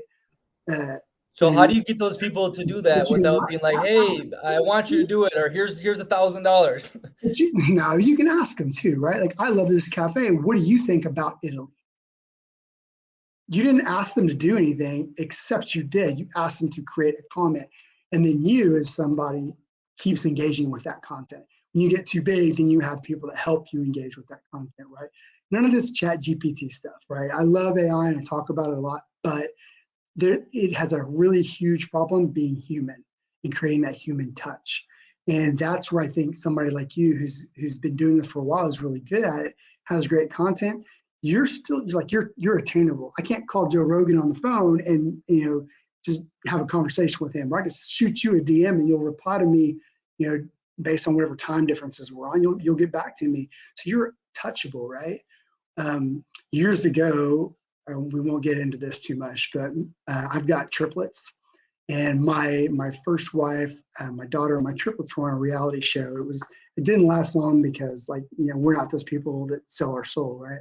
But what we were doing is we were on Twitter just because we had Wait, to be. time out. You're not the people that sell your soul, but you were on a reality show. How did you sign up for that? Well, they found us, right? They found us and they wanted us to do all this staged stuff. Reality is reality to me, right? It's like what you and I are doing. Where there may be an outline and you've got all these questions, but I'm just talking. You haven't told me what to say or anything. With them, they'll have you redo something or they'll kind of put you in situations. And there was 6 couples, I think it was 6 couples on the show, and they would try to create drama. I understand now that makes for good TV, but these were people that we communicate with a lot. They were friends of ours. So none of us were willing to do that stuff. That's one of the reasons that really didn't last. We weren't engaging enough as a television show, and we weren't going to sell our soul out for a few dollars. But sorry, I lost my train of thought. Oh, we were on Twitter, and people would interact with us. And so I'd respond. We would all respond to these people because they're watching us on TV, and they didn't think we would respond, but we would have conversations with them, right? And that was really cool for them, because they're seeing you here and they like whatever you're talking about or doing, and you're actually having a conversation with them, and that can actually, for you especially, really drive your engagement with your audience to push out to other people. Even me commenting on a post that you do and you commenting, I might screenshot that post and send it out to my friends on Facebook because man, this dude, he's helping me out, or I'm taking a trip to Brazil in the area that you happen to be in. Maybe you're giving me tips, or on your website, every different country you go to, you've created like a little newsletter for that country, for that area of cafes that you recommend that you like. This is all ways to monetize without actually asking people, right? So they sign up for your newsletter, which you should have a newsletter that goes out all the time. This is ways for people to engage with you. That I audience did will do that. I did do that. I did do my bad for cutting you off. The newsletter like 2 years ago, and it was decent through, what was it, Monkey something? fuck, I forgot that. MailChimp. MailChimp, yeah, and it was good. You can see kind of some statistics, and you can put links in there and etc. But I don't know. I just stopped doing that. So the newsletter, I see that all the time. People are like, "Oh, subscribe to my newsletter." It's the newest, biggest thing going on now, or what? No, I mean it's been going on for a while, but if like And you've got, people sell their mailing list too. they do, and I'm definitely against Yeah. that. Like Okay. I'm highly against that. I know it's a huge market. You can buy email lists from companies. That's an easy way to outreach to businesses, but it's just, I mean, it's frowned upon a lot. I mean, you saw Twitter this week. You know, people scraping the data, and they had to shut down. You know, limit your views. I mean, that was to keep the bots from scraping the data of stealing information, contact information, and stuff for that. With the newsletter for you, you've got good stuff to offer people. If I'm traveling, especially if I'm traveling to like random places, Cambodia, places like this, you've got information available that you can give that's valuable to me, man. And so you may not have to sell it to me. You're just offering it as that free value proposition. Then maybe you're an affiliate with a hotel, right? And that's not selling your soul, man. You're like, hey, this is a hotel. I'm putting my name on it because I really like it. And I want my people that follow me and engage in my content to have a safe place to stay, have a place they know that I stayed at that they can trust. In foreign countries, people go to resorts from here, the States, right? And they stay at the resort and they never leave. Whereas you don't do that. You're like me. You engage with the local culture. And I think if people would do that, they would really find traveling to other countries so much more unbelievable than they currently do. You go to Mexico and stay in a resort. That's not Mexico. That's, I can go to a resort here, right? I want to go to Mexico, eat the food, meet the people, Belize, you know, Guatemala, Nicaragua, just wherever I'm going. But if I've got a guy like you who I trust, who's got this information available, why not just come to somebody that I trust, right? People ask me about traveling to Europe all the time that are like my family members because they trust me. If I was putting out an email letter, they'd just check that out or, you know, contact me, DM me. You can do these things and you have so much to offer, and shocks you haven't figured it out because you're such a bright guy. Well, I did it with recently with the Gdansk Airbnb. I guess I did with the Double Woods, but I haven't been. I've been more like my money doesn't come from this, obviously, right? So I've been doing it as kind of like, yo, look, this is my life, my journal, my hobby. I've obviously used it as a good networking tool, but it's going to be coming a time where I need to start monetizing this thing. So That's I'm even listening to better. this, and I think you just gave me an idea too. It was like, I got a discount for listeners to go stay at this really nice apartment in Gdansk, a city that I love. I did a vlog on in Poland, and maybe I do. The reason I found it, I didn't stay at this place. I stayed nearby, but I mean, I know the location. The thing looks great. They made a viral reel, and it popped up on one of my the Explore page on Instagram. And I'm like, damn, you know, Gdansk is an amazing city. This is beautiful. Me and the person started talking. I'm like, hey, look, I know people that are in the area that probably want to stay there. Give me a discount. I'll send them your way and see what's up. So maybe I do like a remix, wherever they call it, being like, yeah, in Gdansk, you got to go to this area. I had so much fun. Make sure don't go to a strip club because you're going to get drugged in Poland. The strip clubs are the worst in Poland, and et cetera, stuff like that. But That's good yeah. information to have for some people. No, seriously. And I was with the Polish girl. We went together and they still drugged me. It was freaking ridiculous. But And car services too, right? car Like services, but that's you can hook up with car services. Like, you know, I've got certain people in Italy that I use in my area, so I feel comfortable telling anyone in the world that comes to my city to call this person, right? Or these people that I frequent, that I use, that I talk to, that I eat with sometimes. Just like I feel comfortable with that, and that's information people are willing to pay for. But I'm like you, I just want to give all the information out, right? But eventually that that's what I've been following, doing. That's what yeah, I've been eventually doing. that The following grows DMs big and enough because of that you're able to monetize it just through ads, even just ads that, like, you know, YouTube or whatever puts out, you'll monetize it that way. I mean, people make a whole lot of money doing that. And you're really still like, that makes you a UGC creator, right? So you create a value for this hotel in Poland because you're like, oh, I did this remix and I really liked it, stay there, but don't go to the strip clubs. They're really dangerous. well, you just made a UGC content for this person. They're probably eventually going to reach out to you and ask you to do something else, especially if people start coming. That gives you access to all the discount codes in the world that you need, because now you've built this following, discount codes, and that's sort of where like you get in, not exactly, but like affiliate marketing, right? Where I hit that code and I stay, and then you get a very small piece of that. That's just more ways to monetize it. And that's done. You make one video, man, that can go on for years. Well, and then you take that example, then you go to Florence, then you go to Sevilla, you pitch different people you either stayed at through Airbnb or a different hotel nearby type idea. So, no, When you have that stuff, 100%. like it's great because you can, when you go to a winery in Tuscany, you can show them this content, right? And then you can, if you're really slick, you can edit it to switch the language really fast right away. So resonate with people in country.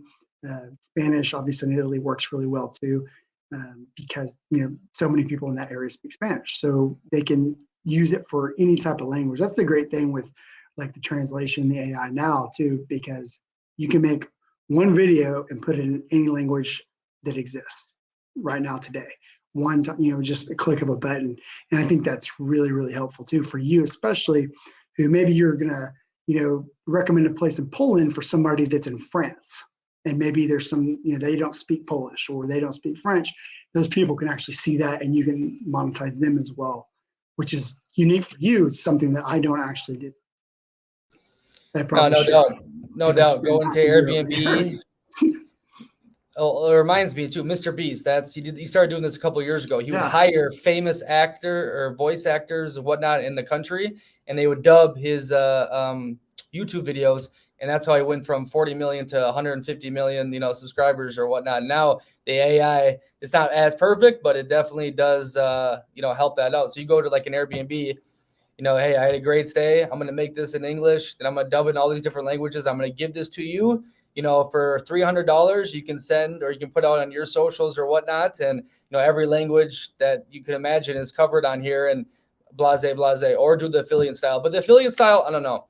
I think you need to be pretty high up, a lot of different To make it people to worth actually, your yeah, time for sure. to me, it's better like, hey, I'm going to take, 2-3 hours, make a beautiful video review of your spot, talk about the city, dub it in different languages, and you pay me $300 at the start. Know what I mean? I think that is more ideal. But like you said, though, too, this is a lot of pitching. Not many people just say, oh, yeah, yep, let's go, right? You got to go through a lot of horseshit and then use those examples from the past. Say, hey, they made this much. They got this much engagement. Let me take this and do the same thing for you, right? Yeah, I think over time, like there's so many different ways to pitch. I mean, it's just a sales call, right? Either by voice, in person, or even a cold email.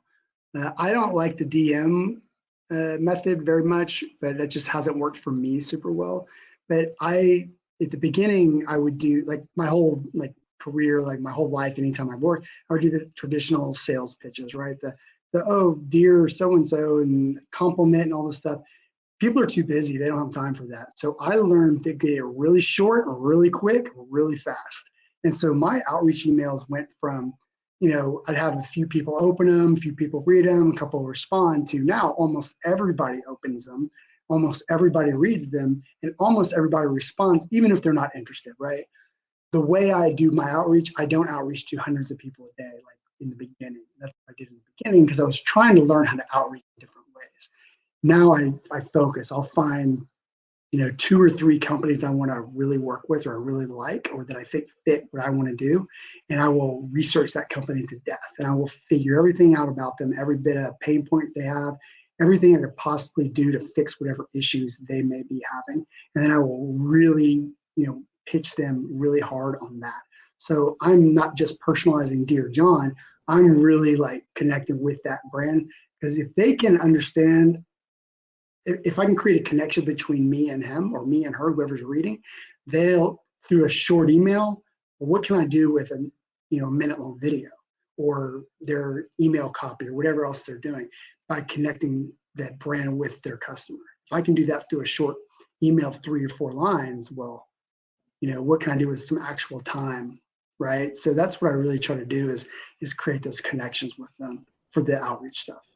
Yeah. How do you find these connections? What research are you doing exactly? Like, give me some real, like, okay, the meat and bones. I should look at this point and go from there. So if I have, first I got to find out who I'm going to talk to, right? So if I want to do a cell phone company, for example, for some big idea that I've got, I will go online. I'll find the company I want to work with by putting in parameters. How much money they make, how much I may go on Facebook and see their ad spend on Facebook. Uh, that's not really one that would be something I would use for TikTok necessarily, other than brand awareness, because 13, 17-year-olds aren't really buying the cell phones, it's the parents. So Facebook is really still king for all that data. They've got so much data, it's crazy. And I go online, there's so many AI tools now. Apollo's a good resource, Seamless is a good resource. And I go out there and I find somebody in the marketing department, typically for a really big company, get their content, see what they have online now, see what's working for them, what's not working for them, and really start to put together a plan of, will the idea I have for this brand even work based on what they have, or would it be a waste of time because I'm going to spend 5 or 6 hours researching this brand of every mistake that they've made, every DM they haven't answered, especially if they're like an airline company, like it's the same travel, like the same luggage loss thing. Why are we not addressing this? And you're losing customers. There's a local budget airline here in the States that is they're killing themselves with one little problem that they could fix, but they refuse to fix it. So, for something like that, I would, attack that problem and say, look, you guys are doing this wrong. We need to fix it. This is how we're going to do it. Right. So when I ultimately make my pitch, How would you do it, if you can tell me? My pitch? Yeah. So my subject line is very different. I actually learned it from somebody online, and his name escapes me, and I really need to give him credit. So I'm gonna, Edmonds University. I don't know if you've seen this guy. He's on TikTok a lot. He is fantastic, and his subject line is amazing. It's your name, and then the straight up and down bar, and then my phone number. Right? Is totally different than everything else. It never gets kicked out by the Google bots, the spam bots that decide if it's a spam or not and then shoot it into the wrong folder. It always goes into their inbox. And it's my literal, Ryan Todd hash and then my phone number. And I'm always, because I've done so much research, I've got an actual person I'm talking to. So I'm like, dear, Mary. And I will, where's my little template? And I will tell them, hey, I've been following you on social media, or we're connected on LinkedIn, or whatever. This is Ryan, we're connected on LinkedIn. Had an idea for your brand, your company, your whatever. Wanted to get your opinion on it, give me a call, and here's my phone number. That's it. I started to put a Calendly link in there as well, because sometimes, especially these higher ups, because I'm going for gold here, right? I'm really shooting for some of the biggest brands. I'm at that stage where I'm only really going after really, really big fish, because that's the big challenge for me at this point. It's really what I want to do, is change, take a company that's huge and make them twice what they actually were, just by creating content that they're not creating. And I put that down there, put my phone number down there, and put the Calendly link down there so that I will be available at your schedule. I can work around your schedule if it's easier, right? I've made everything easy. I got an email that's going to their inbox that they're like, what is this? I've given them a connection, be it I followed you guys on social media, or I followed them and I've probably researched them, or I'm on LinkedIn following them. So I've got a connection with them. And but you give them no information. You make them super curious about what your big idea is. Yeah, no information whatsoever. I will in my later, if I've got to send something out again, if they don't get it, or if they don't respond, which is pretty rare that I don't get at least an email back. I don't always get a phone call, but I almost always get an email back from them. And I'll start to build a value prop.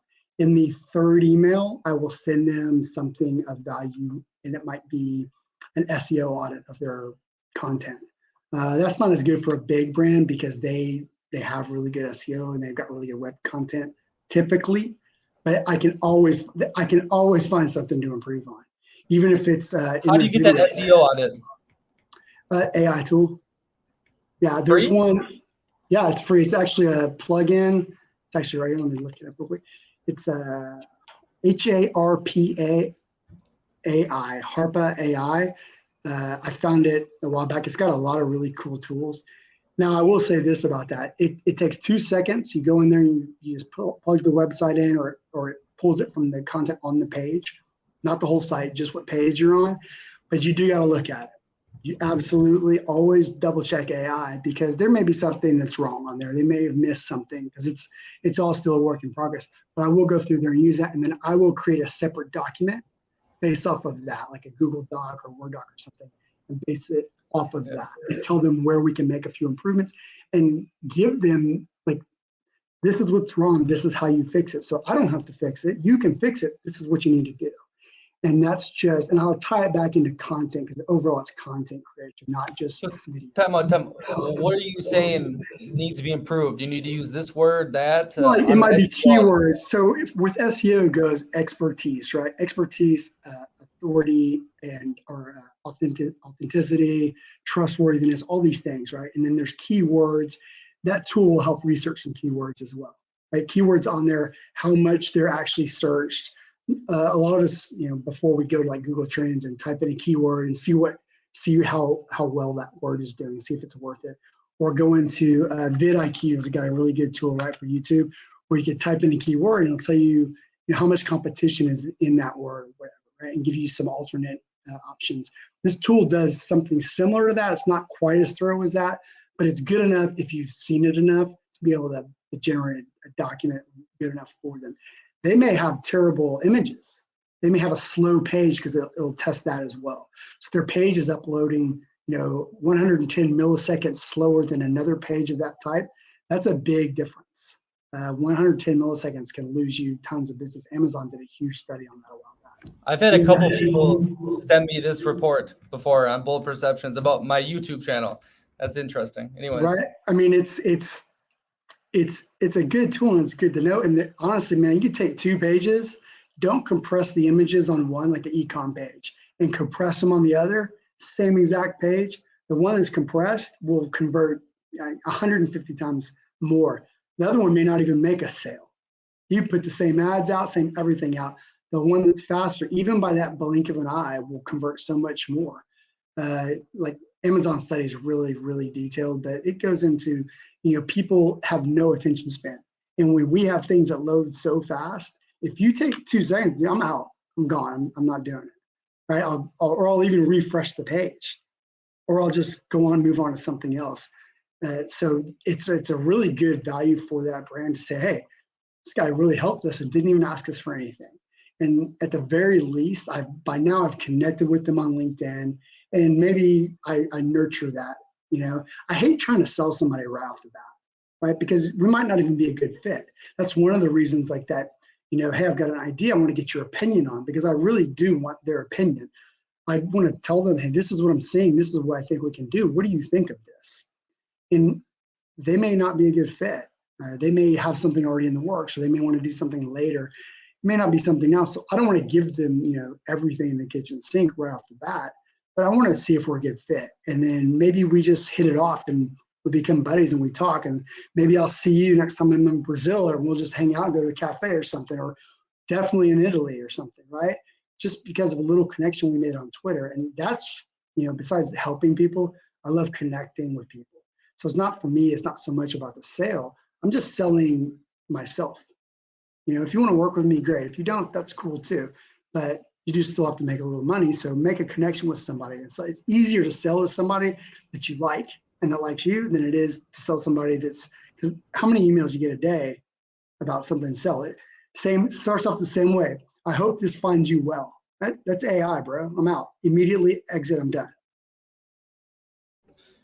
Yeah, I was just gonna say, that's exactly what you did on the Twitter. You gave me 5 paragraphs of very interesting information, so I can tell you're not just bullshitting for the podcast. That's beautiful. Now tell me, keep going through the process. I cut you off. So the big companies maybe don't want to see the SEO on the third email. You're going to give them a little taste of it. Keep going through that process. No. So I'm really just like on that first email, I'm like, hey, I got this idea. I want to get your opinion on. Here's my phone number. Give me a call. They'll either call me or they'll email me. I'd say probably better than 75% of the time they email me back. And then we'll have that little dialogue, just the normal email, just like me and you had on the DMs and Twitter, right? Just talking, two people talking.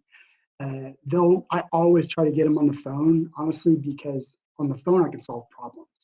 I've got you, I've got your full attention. I can create that excitement that I need to create because if I've reached out to you, I'm excited about what you've got going on, and I'm really ready to do it. I want to do something for you. And so I really like that. But if it goes to a second email, I just say, hey, just wanted to move this to the top of your thing in case you forgot. Wanted to get your opinion on this idea. Here's my number again, and also my calendar, whenever you get a chance. And then a few days later, I'll do the email, hey, I'm sure you're busy, don't want to bother you. So I just wanted to give you a little something I did in my research preparing for our talk, right? And then I'll give them that SEO. Has nothing to do with my idea, maybe, right? I maybe want to do This is no replies. This is the third email, no reply. Yeah, it rarely gets to that, but in the beginning, it definitely did, right? It definitely got to that because I would be moving through my sequences faster than I needed to. I send you an email, and then the next day I'd send you a follow-up. Well, you might be a busy executive. It might take you 2 or 3 days to get back to me. I do it all the time myself. I really try to think of myself.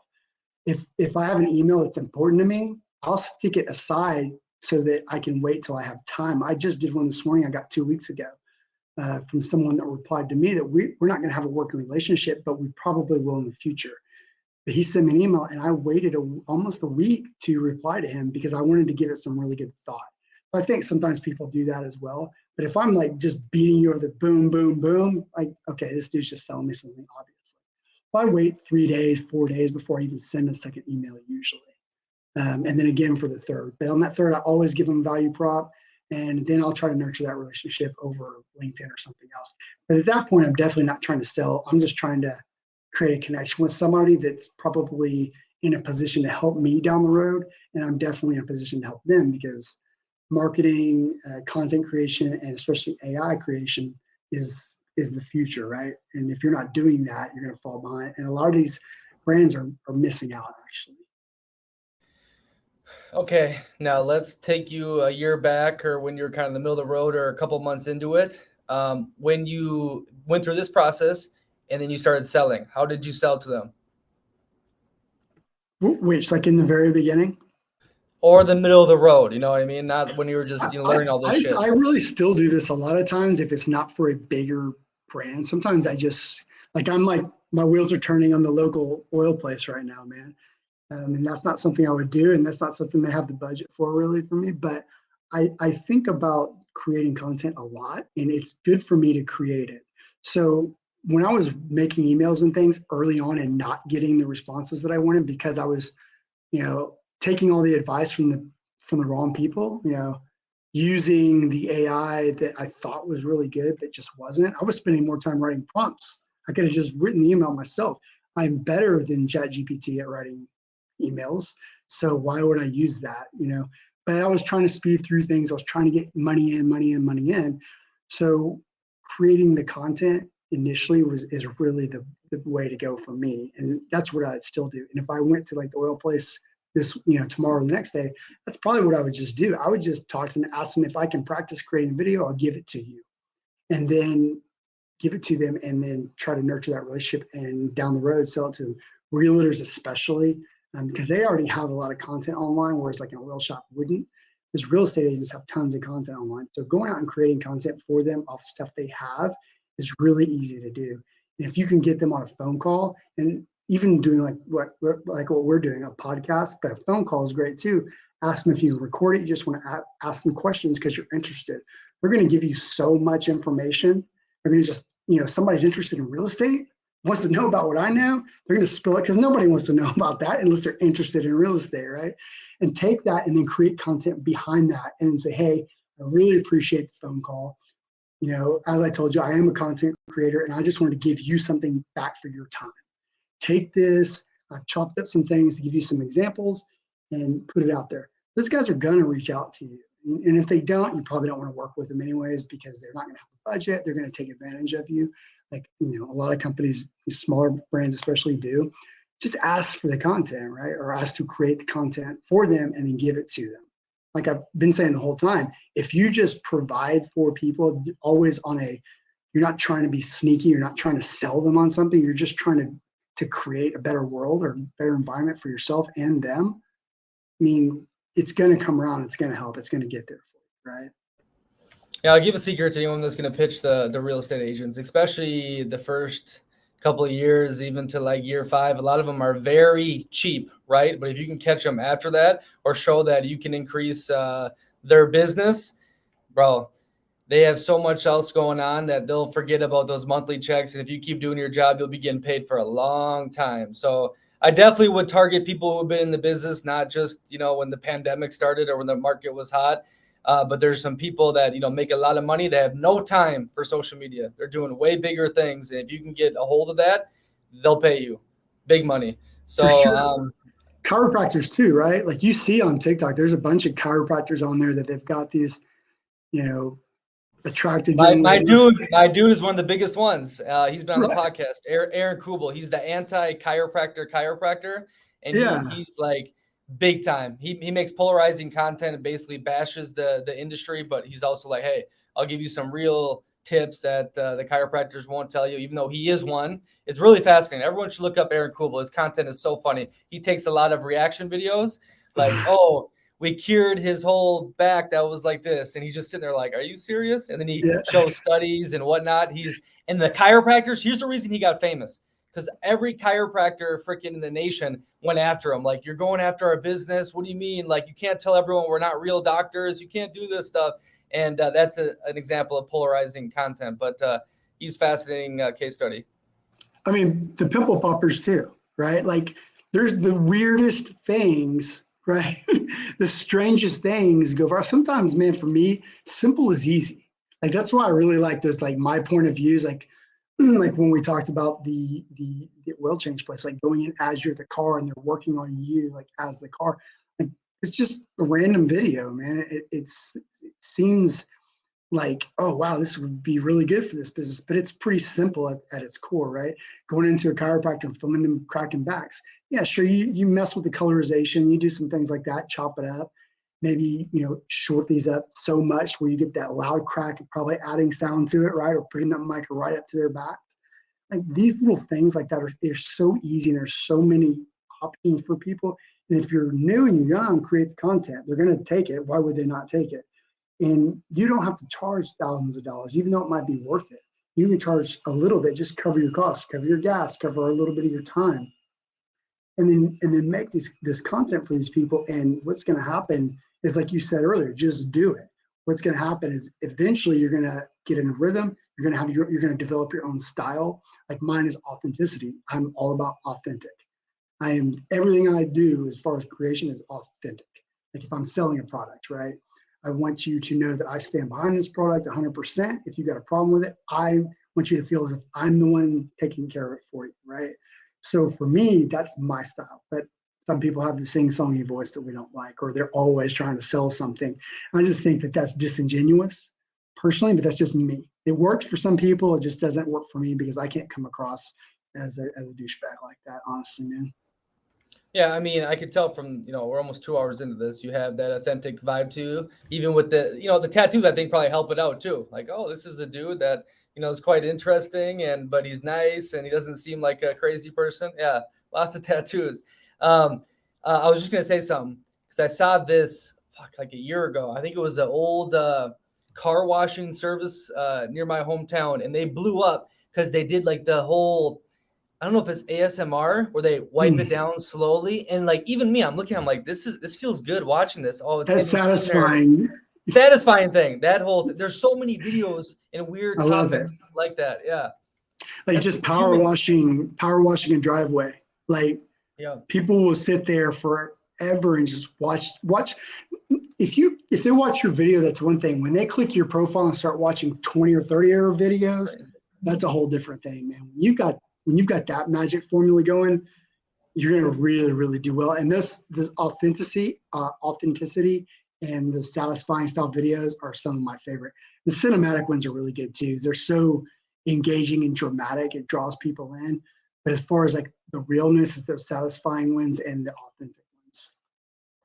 Well, and then here's what they do too. So I don't know if it's as popular anymore, but half of the video would be someone power washing. The other half would be talking about some topic, right? There's three things going on. Then you have pop-ups here. They keep you engaged and whatnot. But this has been happening on YouTube for a long time. Remember, uh, the commentary community, they'd be playing video games and then they'd just be talking about Yep. something completely different, right? No subtitles, just talking, and you're watching a video game. You know, your trance is held on the video game, but you're listening to them. The brain and psychology and all this content shit is trippy. I'm very worried about when AI like just hacks it all and figures out how to get us on their phone even more. But that is There's a lot that very goes interesting. into it, like the coloring of things, right? Like the colorization of your backgrounds. They, even when I talked about the text earlier, like this color text on this background for this particular video on this day for this type of product, like there's so much psychology that goes into it. It's no secret why Facebook has the color scheme they do or Microsoft has the color scheme they do, right? Like that's been, that's not exactly a secret anymore about it. It has to do with trust and the way people view that those colors or this style of writing that they have. It's all psychological. I mean, it's the world we live in, right? I don't like it, but it is the world we live in. So you just got to deal with it. The social, whatever that movie, like Social Dilemma that came out a couple years ago, kind of dove into it. Facebook, when you swipe down, it does like the little slot machine. Like I guess that's addicting too when it's spinning. And then they Those always send you dopamine random. hits. They send you dumb notifications. This person posted a new video, but you might think someone liked your photo or did something, right? It's total dopamine. But yeah, you reminded me of like thumbnails on YouTube. So I keep pitching people I've had on the podcast. We've had a lot of amazing guests, but M Beam Tem, Matthew Beam, he's like one of the fastest growing YouTubers. Last year, he's at like 5 million subscribers now. He literally took like a year. He was at like 20,000 subscribers. That he went crazy, took out loans, bought a car for Logan Paul, then Mr. Beast, etc. He told me, we have a good relationship, that he studied Mr. Beast for like a year, everything he ever did. And there's been a lot of talk now about all the Mr. Beast clones with the thumbnails and the mouth that is wide open, and then how Mr. Beast formats his videos, where they keep adding new and new goals or attention shits. Like, so you want to see till the end, so everything is fulfilled. It is what. Here's the difference: when you just consume stuff and you don't actually make this content behind the screen, you don't really realize it, but it's all psychology. It's all persuasion. It's all about getting you. It gets crazy. It's a rabbit hole. Yeah, I think that's something that drives me as well is when I'm like if I'm creating content for something or somebody, that's part of it for me is that it's like a challenge to me to increase your revenue by achieving this certain goal that we have with conversions or views or whatever it happens to be, signups, whatever it happens to be. Like, so there's a lot of psychology that goes into that and the research behind it. Like I said before, going to the Facebook and TikTok ads, a lot of people just put ads out. A lot of new creators, like they don't even know to do that. They don't know to go to Facebook. They don't know to go to TikTok ads libraries and start comparing and contrasting things, in real time for products that they're trying to actually sell. Maybe there was a video that went viral for that same company and same type of product 5 years ago or 2 years ago, and they forgot about, or they just don't think it'll work again. And you could take that same content and make some changes to it to bring it back up to today's standards and make it go viral. But it's all in that research. Mr. Beast is like, he's known about constantly testing. He obviously is tested to perfection at this point, right? Like it doesn't get bigger than him anymore, but he's constantly pushing the envelope and testing things. And some of the ideas he even admits are just dumb. He just does them just to see what happens. Obviously he's got a huge following, but if it wasn't good, engaging content, that following would leave eventually, but they just keep growing. And it's not like he's giving everybody $1 million every week, even though a lot of videos he gives these elaborate things away, but it's engaging. How long is this person going to keep their finger on this car to get it? 20 hours, 30 hours. Like people are putting themselves almost like physical harm or poor health just to get in with his content and win this car or something. But he seems like a good guy. He seems like he's not going to let anything happen. But I'm sure he has medical staff on site. Everything. He's big enough now to do that stuff, but he's all about that research and testing. I think a lot of creators, especially new ones, they forget to do this testing, the A and a B test, right? Like that's one reason I've got so many different accounts. I just throw stuff on. I don't need thousands of views. I just need a few hundred views, right? If I've got one that's got 10 views and one that's got 400, something's different about them, and I need to figure out what that is. So I've got to research even that content, even if it's something like this, the dumb head shake thing. Why is this one different and this one not? Because I definitely make changes in them, but why? Sometimes it has to do with my audience. TikTok might do poorly because the audience is not the same as YouTube or Facebook, where they might do really well there because of who that particular video is targeting. So all the brands are like, oh, I want to be on TikTok and go viral. Do you really? Because your main audience is like 13 to 20. They don't have any money to spend on your, $10,000 item or your house or whatever. It's good to be on there for brand awareness, but unless you're like an e-com store selling some gadget or something, or educator like selling a course, then TikTok's great, but it's not for brands to really be selling on. That's Facebook still, YouTube, and then just their own websites.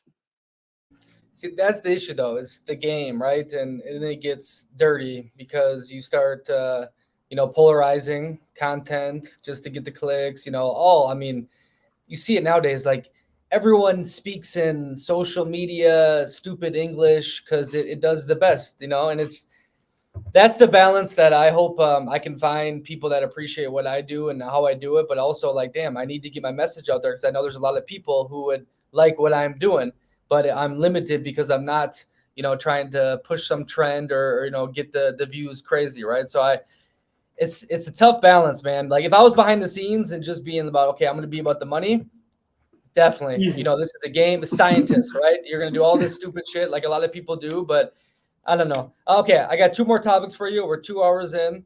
We'll finish it But up. on that content thing, real quick, when I look at your setup, like you're just chill, man. There's nothing, all the neon lights and all the big production. It's just you and it's raw. And for me, like that's what I want to see, because if you're not doing what you're doing, I think you're selling me something right off the bat. And depending on who your market is and who you're targeting, what you're doing, the way you do it might be exactly what you need to do. Getting the word out might be something we need to work on. But with all the neon light and the backgrounds and all these green screens and stuff, man, that's tiring, dude. It that dopamine over and over, it tires you out. It wears you down. So I like the way like you just got the setup wherever you happen to be, and it's raw and it's you, and it's perfect for me. But am I the audience, right? It's worked in the real world. I've made a lot of great connections that have helped me out outside of this in business and travel and relationships. But I tell you what, though, that Twitter, since I've been on there, I've had like 7 to 10 solid connections of, either creating content, talking about, like I hooked up this one dude going to Medellin with 2 of my guys there. They're all pumped up, excited. Twitter might be the new spot for networking. I mean, it's been amazing. It's LinkedIn kind of starting to suck, right? I've never really been a fan of LinkedIn, but Twitter now is gotten better, and it's almost like it's become a safe space in certain areas. Like where you caught me is like that UGC niche, right? So I'm in there talking with people, connecting with people, trying to help some new people. And I've also got some like people that do travel stuff just because that's something that personally interests me. I don't get in the middle of all the other crap that goes on Twitter, right? I'm not dealing with all the political stuff. I don't do that there. That's not the space for me to do that. But I really like Twitter, and I've just gotten back on Twitter in the last, month or so, if that.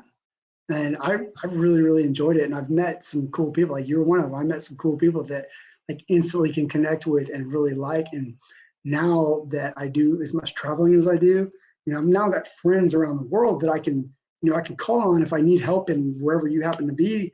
I feel confident that you'll fix it up for me. You'll take care of it if you can, right? Another friend in Albania right now. Like there's just people all over the world that you connect Christy, with. right? Yeah. So you connect with them, right? Like it's really cool to be able to do that through Twitter and like have like an actual human being behind it. Well, speaking of Albania, if you want the best place in Saranda on the coast, beautiful, I can get you a deal. I'm good friends with an Airbnb host. I stay there for like 6 months or 6 weeks. See, there you go, right there. And why you're not creating content for these places when you're there, right?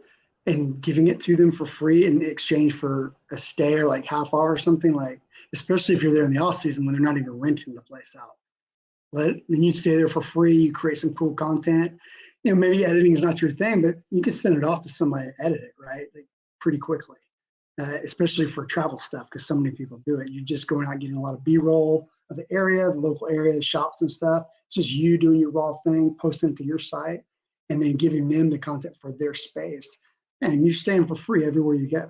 Like that's for me. I'd rather have that than money, honestly. That's easier said than done, though. Yeah, it is. But there's a huge sect of these UGC creators that do that, man. And for me, it's always like some bikini clad chick. Okay, I'm not a bikini clad girl, dude. I need to know, is there a grill? Is it functional? Is it going to be, is it safe? Is it for me, my family? Like, does it work for that? That's really what I want to see. But I mean, I think there's, different market for it. But I think a lot of them miss that boat, actually. It's all about the visualization of the girl walking to the beach and all the scenery. That's great, but that's not most people, right? Most people are just us, just doing our thing, going on vacation if we can. So that's really what I want to see. But I think it's an opportunity you've got, man, especially for a little bit of stay. No, 100%. 100%. You got, I think if you have a portfolio and say, hey, look, this is what I've done and this is how they liked it and this is the views or engagement and the bookings they got from it, I think you could work out pretty well if you don't have 50, 100,000, followers type idea, right? So I haven't really tried my hardest to do what you're saying. So it's going maybe to it is them. easier. It's going to them. I mean, you can create content where you're at right now, create a video of the place you're at right now and use that to show people. I mean, you've got you're not some random person, right? You might be to the random person in Poland, right? Or somewhere else you're going, but you're not a random person. Like, this is your world. You do this stuff, right? Holding a podcast from this beautiful deck with this amazing view. Like, that's something that, wow, man, if I can go there and where he was, like, this is what I've got. Like, these are things that you offer to people that, I mean, they'd be dumb to not take you up on it, especially when they're charging $50 a night or $30 or 30 euros a night or whatever. Well, especially I'm in Brazil right now. So imagine, hey, this is safe. I feel comfortable. All the modern amenities. I never knew Brazil could be like this, right? This would be huge for an That's your hook. Airbnb host. That's your hook. Yeah, I never knew exactly. Brazil could be like this. That's your hook. Done. Let's, I'm going to get these two topics and then we'll finish it up. So I'm going to play the game right now. And the game to get engagement is going to be how much money you've made from this content creation, maybe your first year, and then what kind of numbers you're dealing with now. I would appreciate if you could be open and honest about it, because then one, I can put it at the beginning of the video, and two, people are going to be like, damn, I really should try doing this. So, okay, in the beginning, there was a little bit of struggle, right? But I would say pretty quickly, I was able to garner about $1,800 a month. And that was working part-time, still kind of learning things, right? And it wasn't consistent though. It took some time. Well, what beginning? Yeah, what beginning? 1,800 a month. You can live pretty good in many places around the world with that. Well, yeah, but not here, right? Not in the States. No, definitely not here. You're doing all small business at the beginning.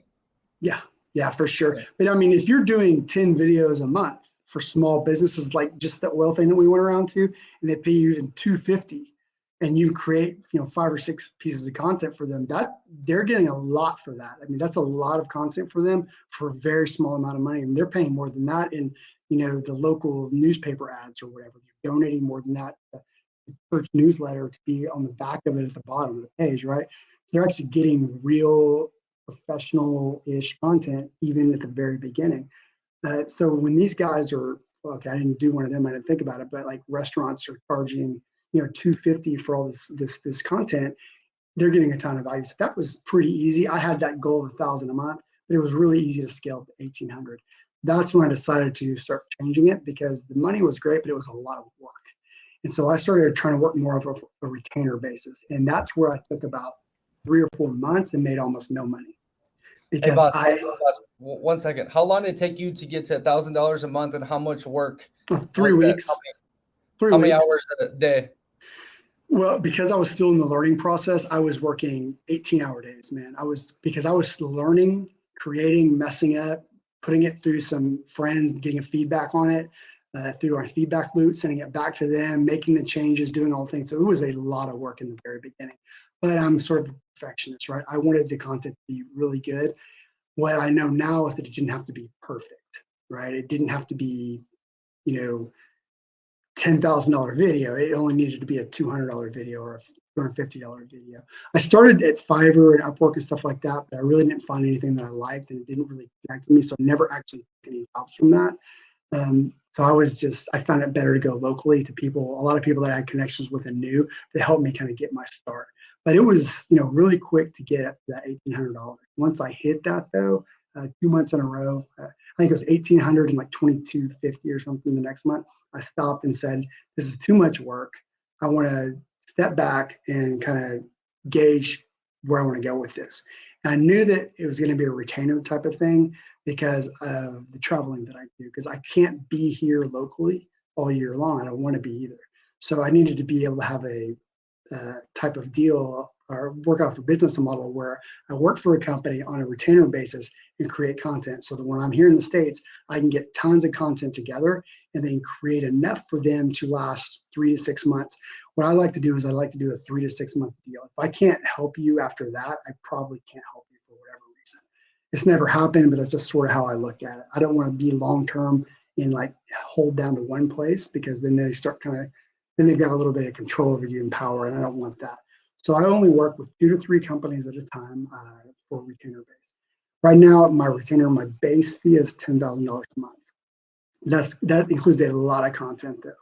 And once we run through that, I charge more for the videos, but it really depends on what we're doing. If we're doing, because I do so many things, right? I do web copy, email sequences and copy, and then video creation, voiceover work for them. I use AI because I lose my voice slightly. You hear I'm hoarse today, right?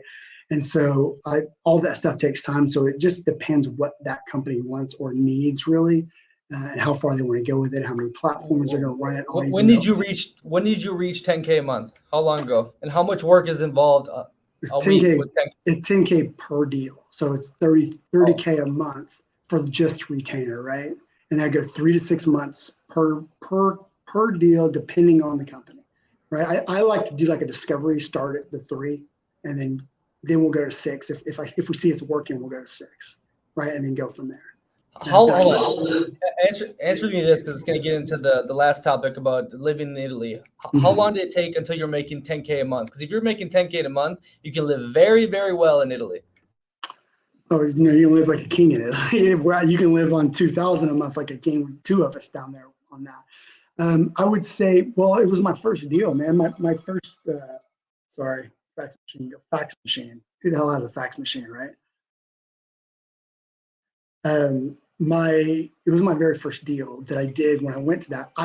It took me a while. It took me a while to get to that. It took me probably another 2 to 3 months to get that deal, because I probably overshot myself. I should have started lower, but I knew what I was going to provide. I knew I was going to be your full-time dude. I had a lot of resources behind me to help. I had a lot of guys that I could bring in to help me create more content and even faster. And I can create content for especially a brand that's already got content. Like they've already got stuff out there on the internet. I can create a lot of content very fast, and I can put it out there. And if you want to flood the algorithm, we could do that. I don't always recommend that, but the real world, they're doing that for free. These people are helping you for free in the real world. No, they'll end up with a piece, because the model that I use now, right, is that retainer base. Then once we run through that, there's a fee, right?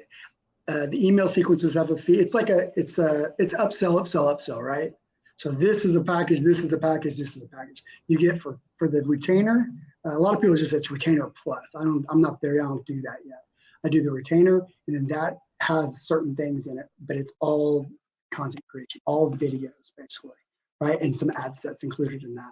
When I go on top of that, you're hiring the guys that I do a lot of that myself, but then I will. But yes, when I need more, if they want to like have 500 videos, which again is crazy, but there are people that do that want that type of stuff.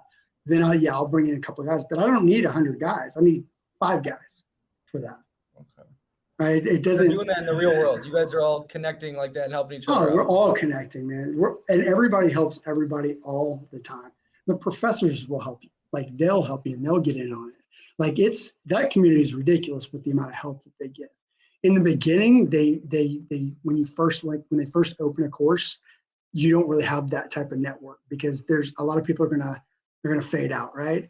And the last thing they want to do is start recommending people. They're not really recommending people, but recommending people, and then they don't pan out. And now you're like, oh, well, this thing's a big scam. It's just about promoting this business, which it's not at all. I mean, it is part of that. There's a whole model for that. But if you can, make videos for Apple, it's pretty easy for you to make videos for Apple, right? They got tons of content.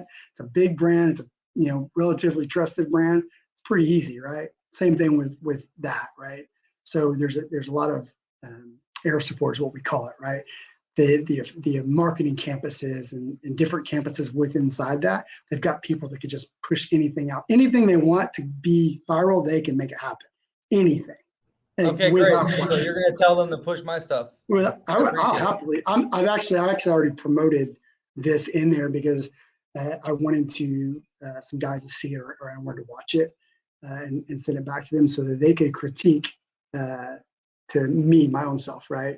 And like make any changes. Like that feedback loop thing, man, is probably, sometimes it's a hard pill to swallow, because they're picking out things that are like faulty on you. But it's done respectfully. It's always respectful, but it's so helpful. Like even like this big space above my head, right? It's just the way I'm seated. But even having it like proper and like proper eye contact, which I haven't even really done through this, but there's so many different things that you learn that most people don't even really know to do, right? So there's just so much support within there. But yeah, connecting with people is easy. In fact, I've connected with a ton of guys because I'll look at their content on like TikTok or something, and I'll know where I know where they learn what they're doing.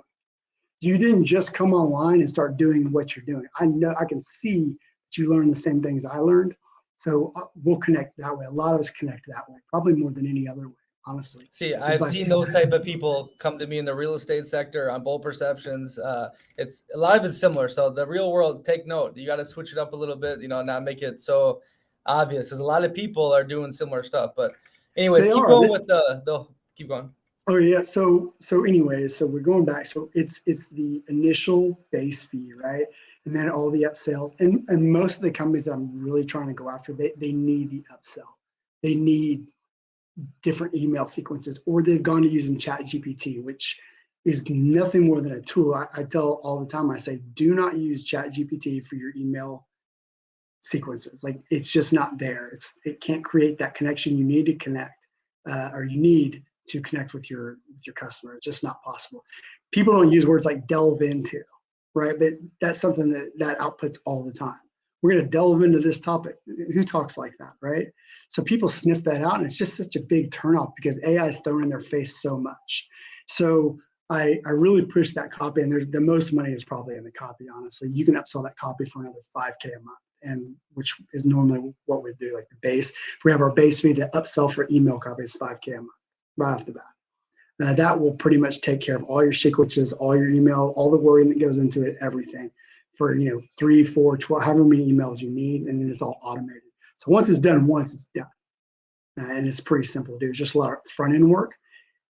So again, 2 to 3 companies max, because I don't want to spread myself so thin that I can't give like you everything that I promised you.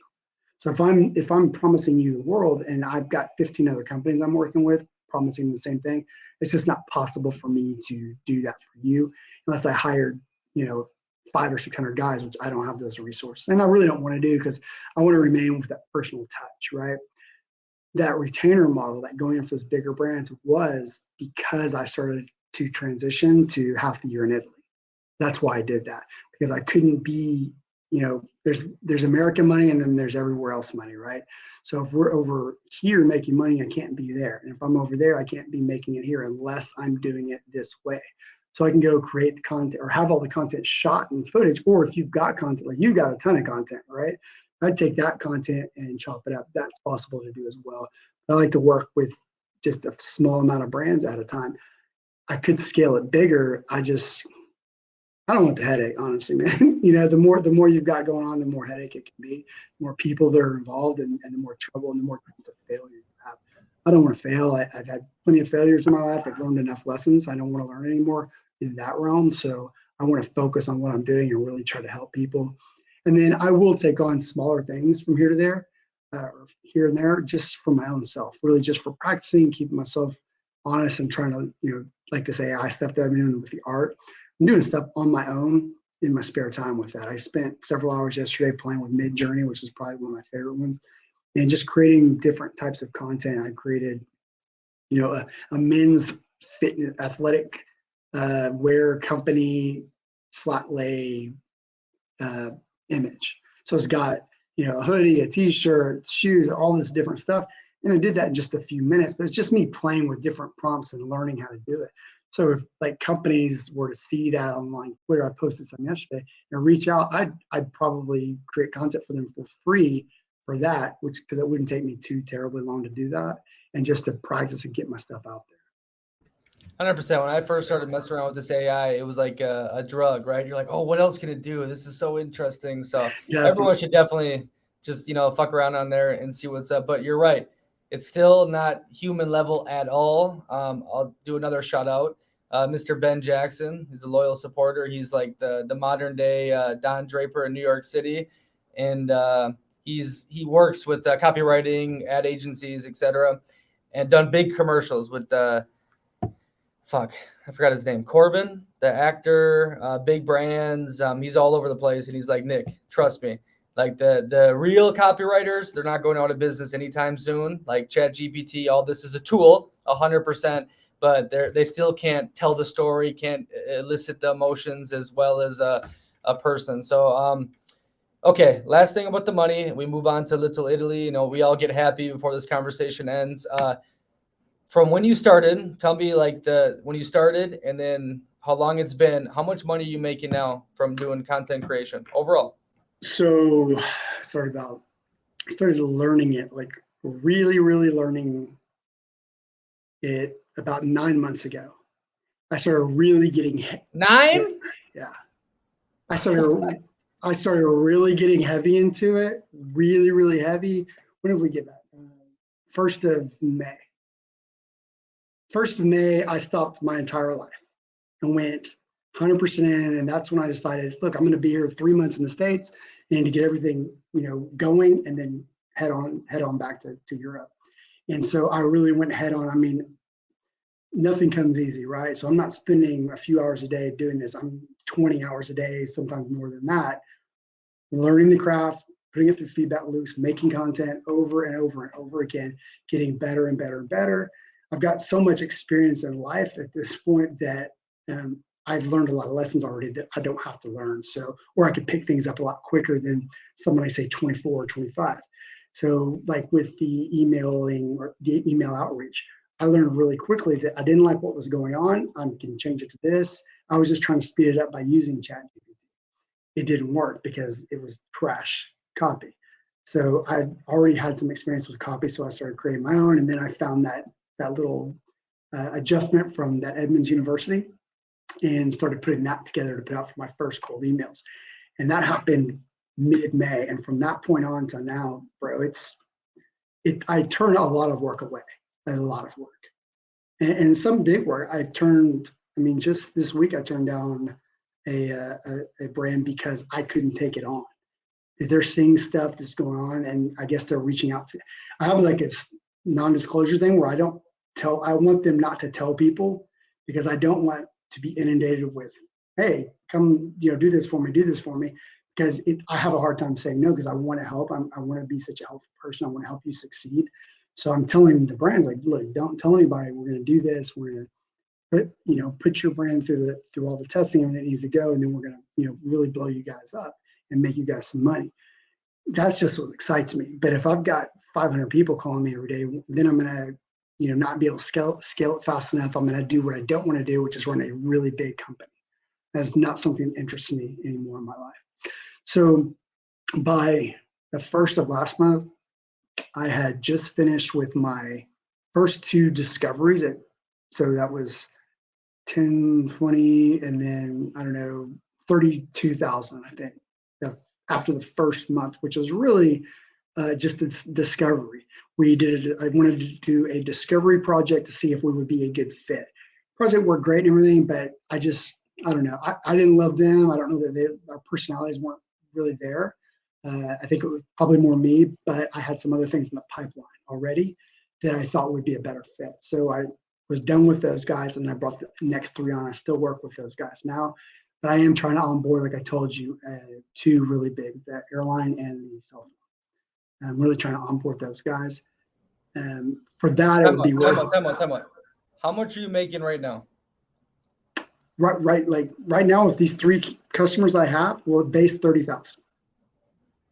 And so as we upsell, so I probably will do, by the time these 3-month initial contract is up in, 90, 100, 150 probably. No, that's, if you upsell. Well, they're all upsold. They're all upsold, all of them. Okay, so yeah, okay. But let me talk. Let me talk. One second. You started 9 months ago. You started going really hard May 1st, correct? Probably mid-February, but yeah, or mid-March. Oh no, mid-March. You're telling me, okay, but I didn't do anything March and April. I did nothing. Didn't know what. I just learned. Yeah, so this is very interesting. I'm gonna need to see proof, because here's why. Twitter is what I've realized. I've been doing this content for a while. I've seen a lot of frauds. I've seen a lot of jokesters. Oh, there's tons, dude. There's totally so played many, the game. And Twitter, especially, I've noticed there's a lot of bullshit. So I'm going to clip this at the start, and then once you show me proof, I'm going to put this on here. But if you're telling me within 9 months and then the last couple of months that you're at 30 grand now and you're looking at, 100 grand you're going to make from this shit, that is assuming on this particular contract, with these brands we're working on right now, going through August, end of August, that everything stays everything the whole way through. We keep doing what we're doing. They keep liking us, and we maintain that relationship. Yeah. Or it could be done tomorrow, right? Sam, but you said you're still making 30,000 right now. Because of the base fee, right? Because it's 10 per. You can show me that proof, then you have a hell of a story. I don't know if I feel like pay you. I don't do what? I said, if you can show me the proof, you have a hell of a story, and people should pay you to learn from you, because that is. Well, no, it's really not, man. It's all about. You said it earlier more than anything. You just have to go do something, right? If I don't ever reach out to a Samsung or an Apple or a Google or whatever, I'm never going to get them as a client ever. There's a story about two kids that went to Facebook. They literally walked into Facebook one day, had not had one other client in their entire life, and they were selling marketing things like pens and little keychains and things like that. And they had made some with Facebook's logo on it. And would you believe they got a freaking deal with Facebook that day? Like, how inspiring and crazy is that, right? And that's a good lesson. Like, if you don't try, you're never going to succeed, right? And they talk about that a lot in these campuses. Like, you got to just do it. I was in a position where I didn't need to hustle for $200. I did it because I needed to learn. It wasn't so much the money for me, it was the learning, the process of it for me, right? The challenge for me was to really start going heavy and hard for several weeks, focusing on what I wanted to do, reaching out to brands, dealing with the no responses and the no's from the bigger ones, right? And then getting them on the phone, and then showing them what I can do for them, and then creating some type of proposition where it's, I'll tell you my next one too, that I'm actually working on right now, but it's the proposition to make even more money by offering them, look, if you'll give me this little bit, I will give you that. And if I don't give you that result, you don't give me any more money. I only get this, which is, maybe cost 10,000 sounds like a lot, but that's not all my money, right? I've got, there's bills to pay. There's other things to do with that money, right? So it's not like it's all in my pocket. That's just a gross amount of money, right? Like any business. Yeah, and here's what I go back to is there's a lot of big motivational speakers that bring up a story like that. The Facebook, I sell a pennant with there and I make a lot. And it's true. You got to throw yourself out there and good things happen. But there's a lot of people who take advantage of this motivation and get excited and get you for something. So that's why I'm saying, okay? That's why I don't sell anything on my website. Hey, boss, I know, beautiful. You've already given 2 hours, 2.5 hours of beautiful content. But if you can show me the proof that you're at that 30K, and then I check up with you in 5 months, everything goes well, and you're making that, you got a hell of a fucking story. Can I DM you some stuff instead of putting it on here?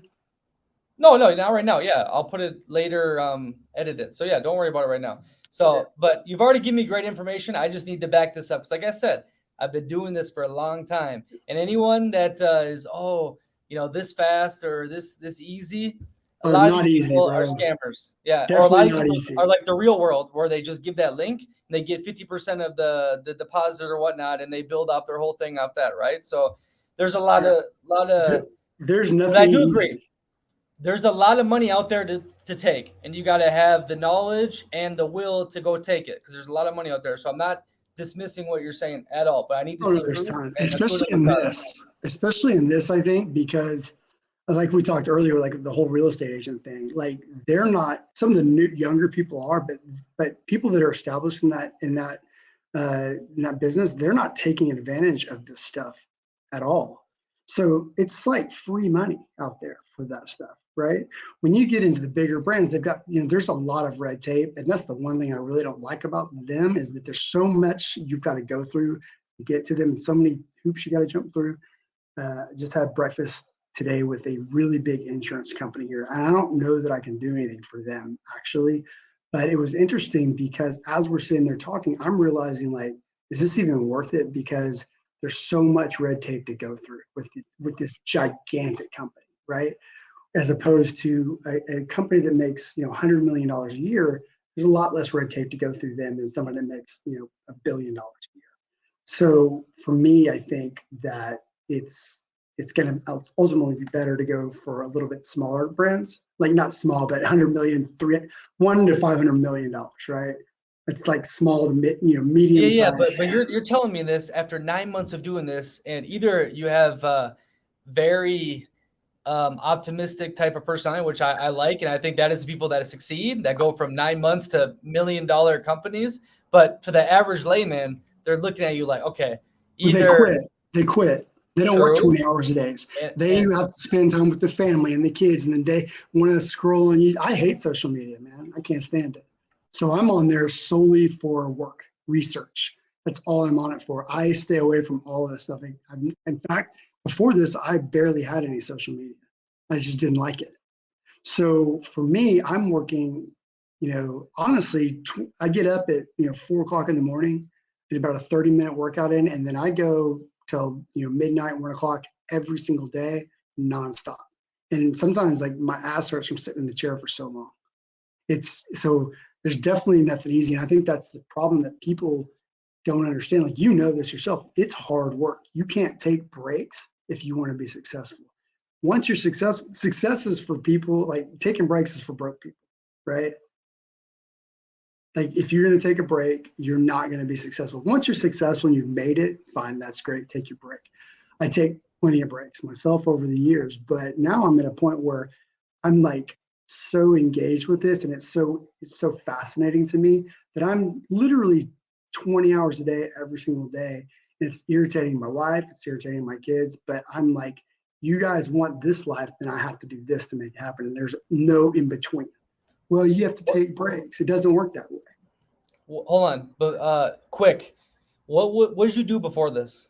Like, the tattoos? Were you a former, crazy guy? What was your job? Like, where does that dream come from? I told you about this before, right? I had a brain injury. So for the last 7.5 years, I've been dealing with that and recovering from that. Prior to that, I was a firefighter, and then I had multiple, all us guys have different businesses. So one of those businesses that probably equates most to this was I had a little clothing brand with a friend of mine. We create clothes and things like that, soccer niche, and we'd sell them to like soccer stores around the country, Soccer Corner and places like that, with bracelets, shirts, just different things like that. So that was probably, that was one of the businesses. And then I had an app. This is years ago. It was an app before they were apps. So I'm just always like creating things, like business ideas, things like that. Some work, some don't, but that's just been me my whole life. But you had a steady income through firefighting the whole time. Prior, yeah. Until my accident. Yeah, after that, I had no income after that for really until recently. So you weren't just a serial entrepreneur your whole life. You weren't a crazy maniac. You had a firefighter job, and then you did some apps on the side, et cetera. You always had some energy, right? No, I always had, yeah, always had energy, but my steady income mostly, because I'm almost 50, right? So mostly my steady income was just from serial entrepreneur, just different little things that I would try and do. And then I became a firefighter, and I still was doing things just on a smaller scale, right? And then I had the accident, and then I did nothing for until really this, honestly. Oh, gotcha. No, I appreciate the energy. It's been beautiful. 2.5 hours of great content. If I get proof, I'm going to Uh, be like, I'm going to send a lot of people your way if I get some proof. But Listen too, man. now let's talk about the topic that is in our heart, where home is, Mm. Italia. Where do you usually stay? Where have you all seen? I lived there for 2 years. I was based in Bologna, but I've seen everywhere, and that is my heart, where it belongs. So I'm half Italian on my mother's side, and so they came over actually from Did you get the Calabria. passport? Not yet. I'm working on it. Oh, I'm working okay. on it. From Calabria and Sicily. So Reggio Calabria and Corleone in Sicily. So Torini. Corleone, like The Godfather. No. Torini. What's the derogatory term for the Southern Italians? Torini? Torini? I don't have a derogatory word for it. I'm Bro, in my Southern my Italy. You're one of those my northern lang guys. my language is so bad, but it's a really, like, if you say this word, they get really mad. It's for the Southern Italians. You know, the North and the South. It's a terrible Yeah, battle. They hate each other. You yes, know, they more still do. dramatic up north, more Mediterranean down south. There's a word for people from the South. Torini. I'll send it to you after, but Please. it's like the N word in the USA. It's Oh bad. my God, that's a little over the top. But I've got a place in Calabria that I've had for a few years.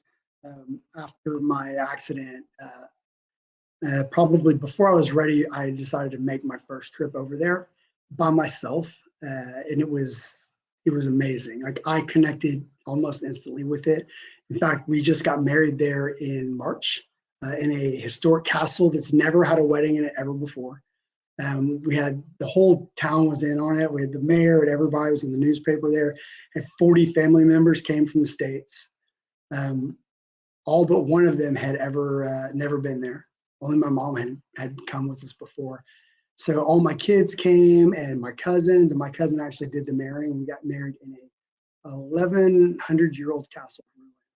It was unbelievable, man. And so I stay in a town called Scalea, which is in southern Italy on the Calabrian coast, right there in the Cedar Riviera in English, Riviera di Cedri in Italian, about 2 hours south of Napoli. I found it just kind of by accident. I met a guy from Ukraine who spoke English, and he learned it from watching the show Friends. But he was living there, and we started talking, and I went and connected, and he hooked me up with some real estate people there, and I got a little apartment. And I kept that. It's renting out of it, and then I decided I didn't want to rent it out anymore because that's always a headache, and I wanted to just kind of start spending more time there.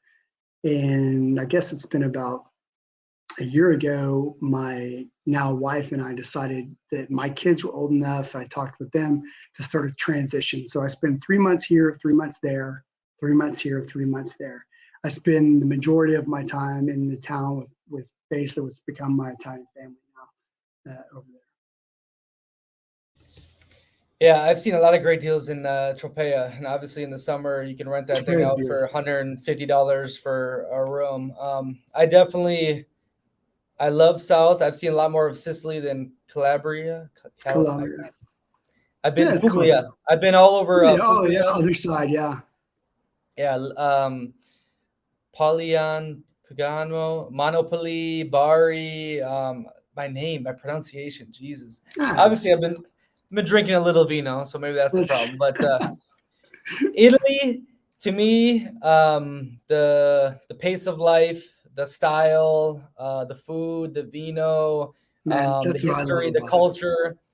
There's nothing that can compare to it, right? It's got everything you could ever need. the north and south. The seasons are perfect. It is, to me, the best. If it wasn't for the government, oh my God, I would live there 24/7. But that government is so fucking slow. The bureaucracy is Oh, it's brutal. terrible. Yeah, there is It's a just difference though, and I hope you keep maybe doing the 3 months on and yeah, off.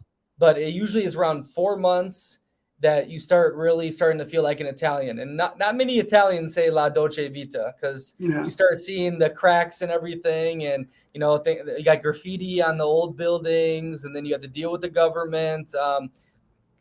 Going to Italy and living in Italy with the tourist glasses on, amazing. Hakuna yeah, for Matata. sure. But when you start this is normal for everywhere. You could be in the best place in the world, you get used to it, you get bored or something, and you start seeing all the bullshit. That's what happens to me in Italy. So I prefer, and what I'm going to do in the future is probably like late spring to end of summer. I live in Italy, right? And then get Yeah. out. So I get the best of it. Hakuna Matata. So I do the summers here because it in the town that we're in, it's a tourist town for Italians. So like pretty much like a million people from Napoli come down there for Ferragosto for all of August. And they're And the it's just craziest. Everyone bashes bro, there the is Naples it people. is definitely the craze. And they won the soccer league this year, right? So they're like super excited and they're still celebrating. And not to mention when Argentina won the World Cup, they really went crazy because they're still on Maradona. So Messi's like their stepson, I guess there, right? But it's so we get out in summertime. It's really hot down there in the summertime where we live. There's just too many tourists. But the one thing I'll say about it there that we really love more than anything is the sense of family, and that's was important for me to have my family come over for our wedding. Was I wanted them to connect to the land, like the motherland for us, right? But also to understand that family is so important there, and it's not here. Like we don't even talk to each other hardly here at all because they're working, they're making money, blah blah blah, right? There it's so slow. Like in where I live, they say domani, which is tomorrow, and everything is domani. I need it done today. Well, domani. But domani turns into the next month and the next month and the next month eventually, right? And you just get used to that pace of life. And when we came back here, we can't discuss the food and how hard that was to start eating again, but just it's so stressful the second we land in the airport here. Everything just the stress goes crazy. And it's gotten to where it's just gotten more difficult for us to live here. And if not for my family, I wouldn't at all. I'd stay there full time.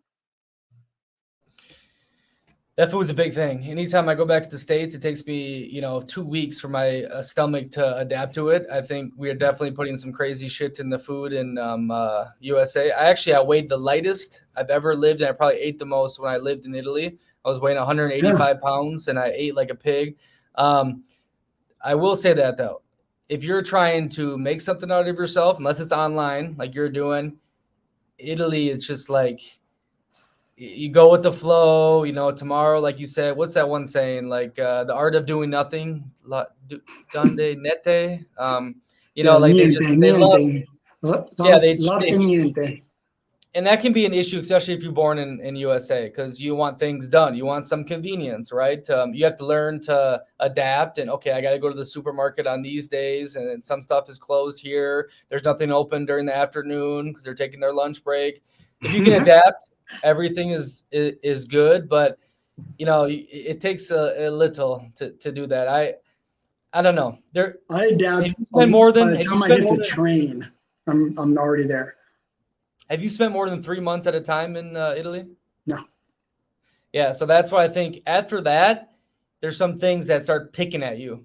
And that's the only issue I have. Like, there's a lot of Italians. Most young people, they go to Switzerland or they go to Germany. They go Yeah. even A to lot go to Germany. Scandinavia because the money is not good, right? Obviously, entrepreneurship is almost impossible. Hiring workers is, the amount of taxes you got to pay is almost as worse as Brazil. So there's issues, but if you have dollars or if you're making money online, oh my God, That's Italy the way to will, go.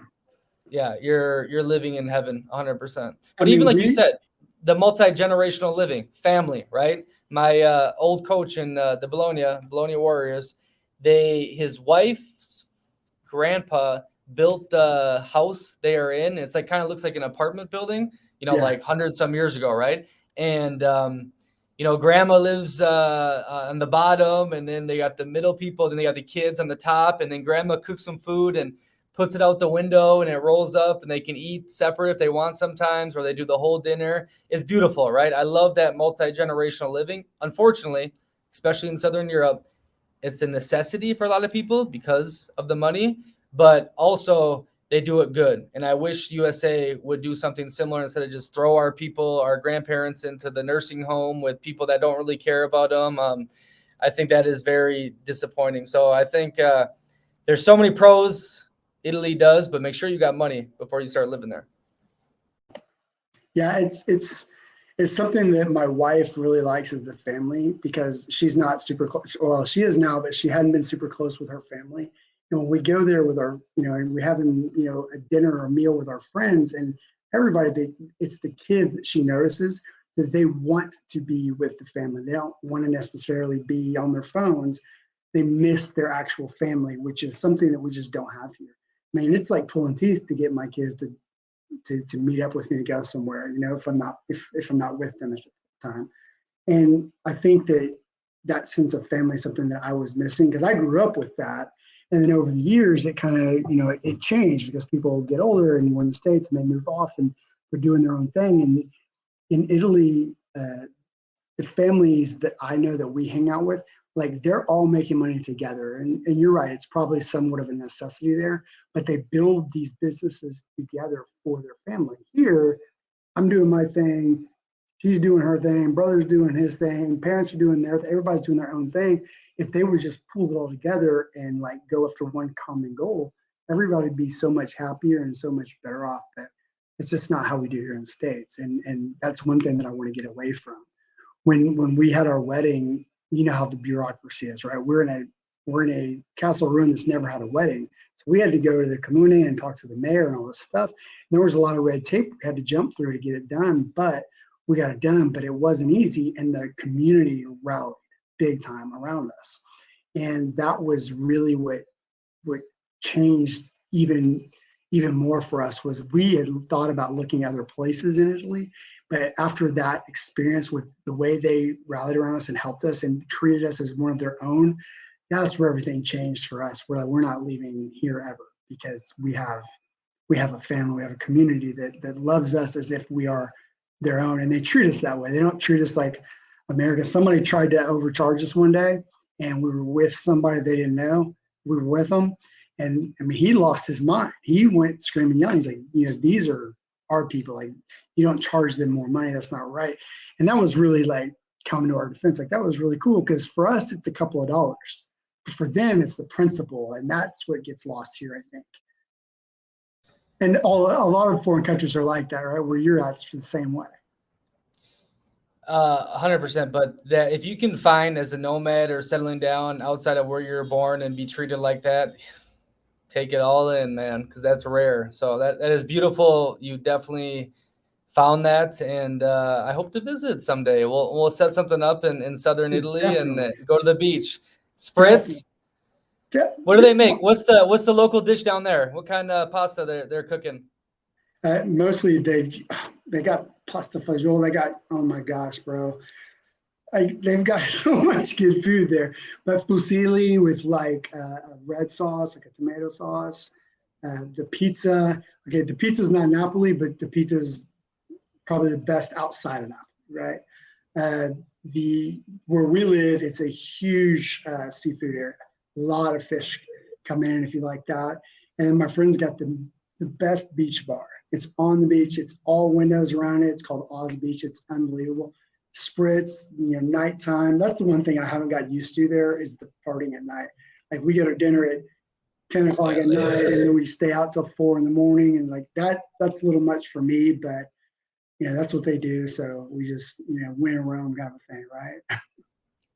I'll tell you what, for anyone listening to it, I've probably been to 50 plus Italian cities, and still the foodie capital. It's been getting all the awards the last couple of years. Bologna, best food overall. Obviously, lasagna originated from there. Pasta ragu, tortellini.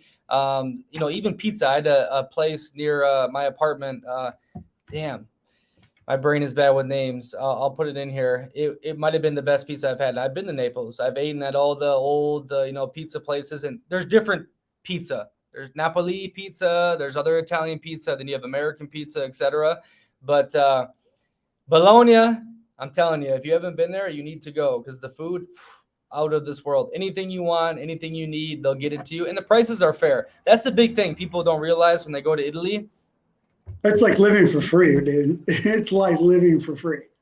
Yeah, but they go to the dumbest touristic places and pay 40 euros for a pasta. You know what I mean? When you can get that same pasta for 15 euro, that's 10 times better, right?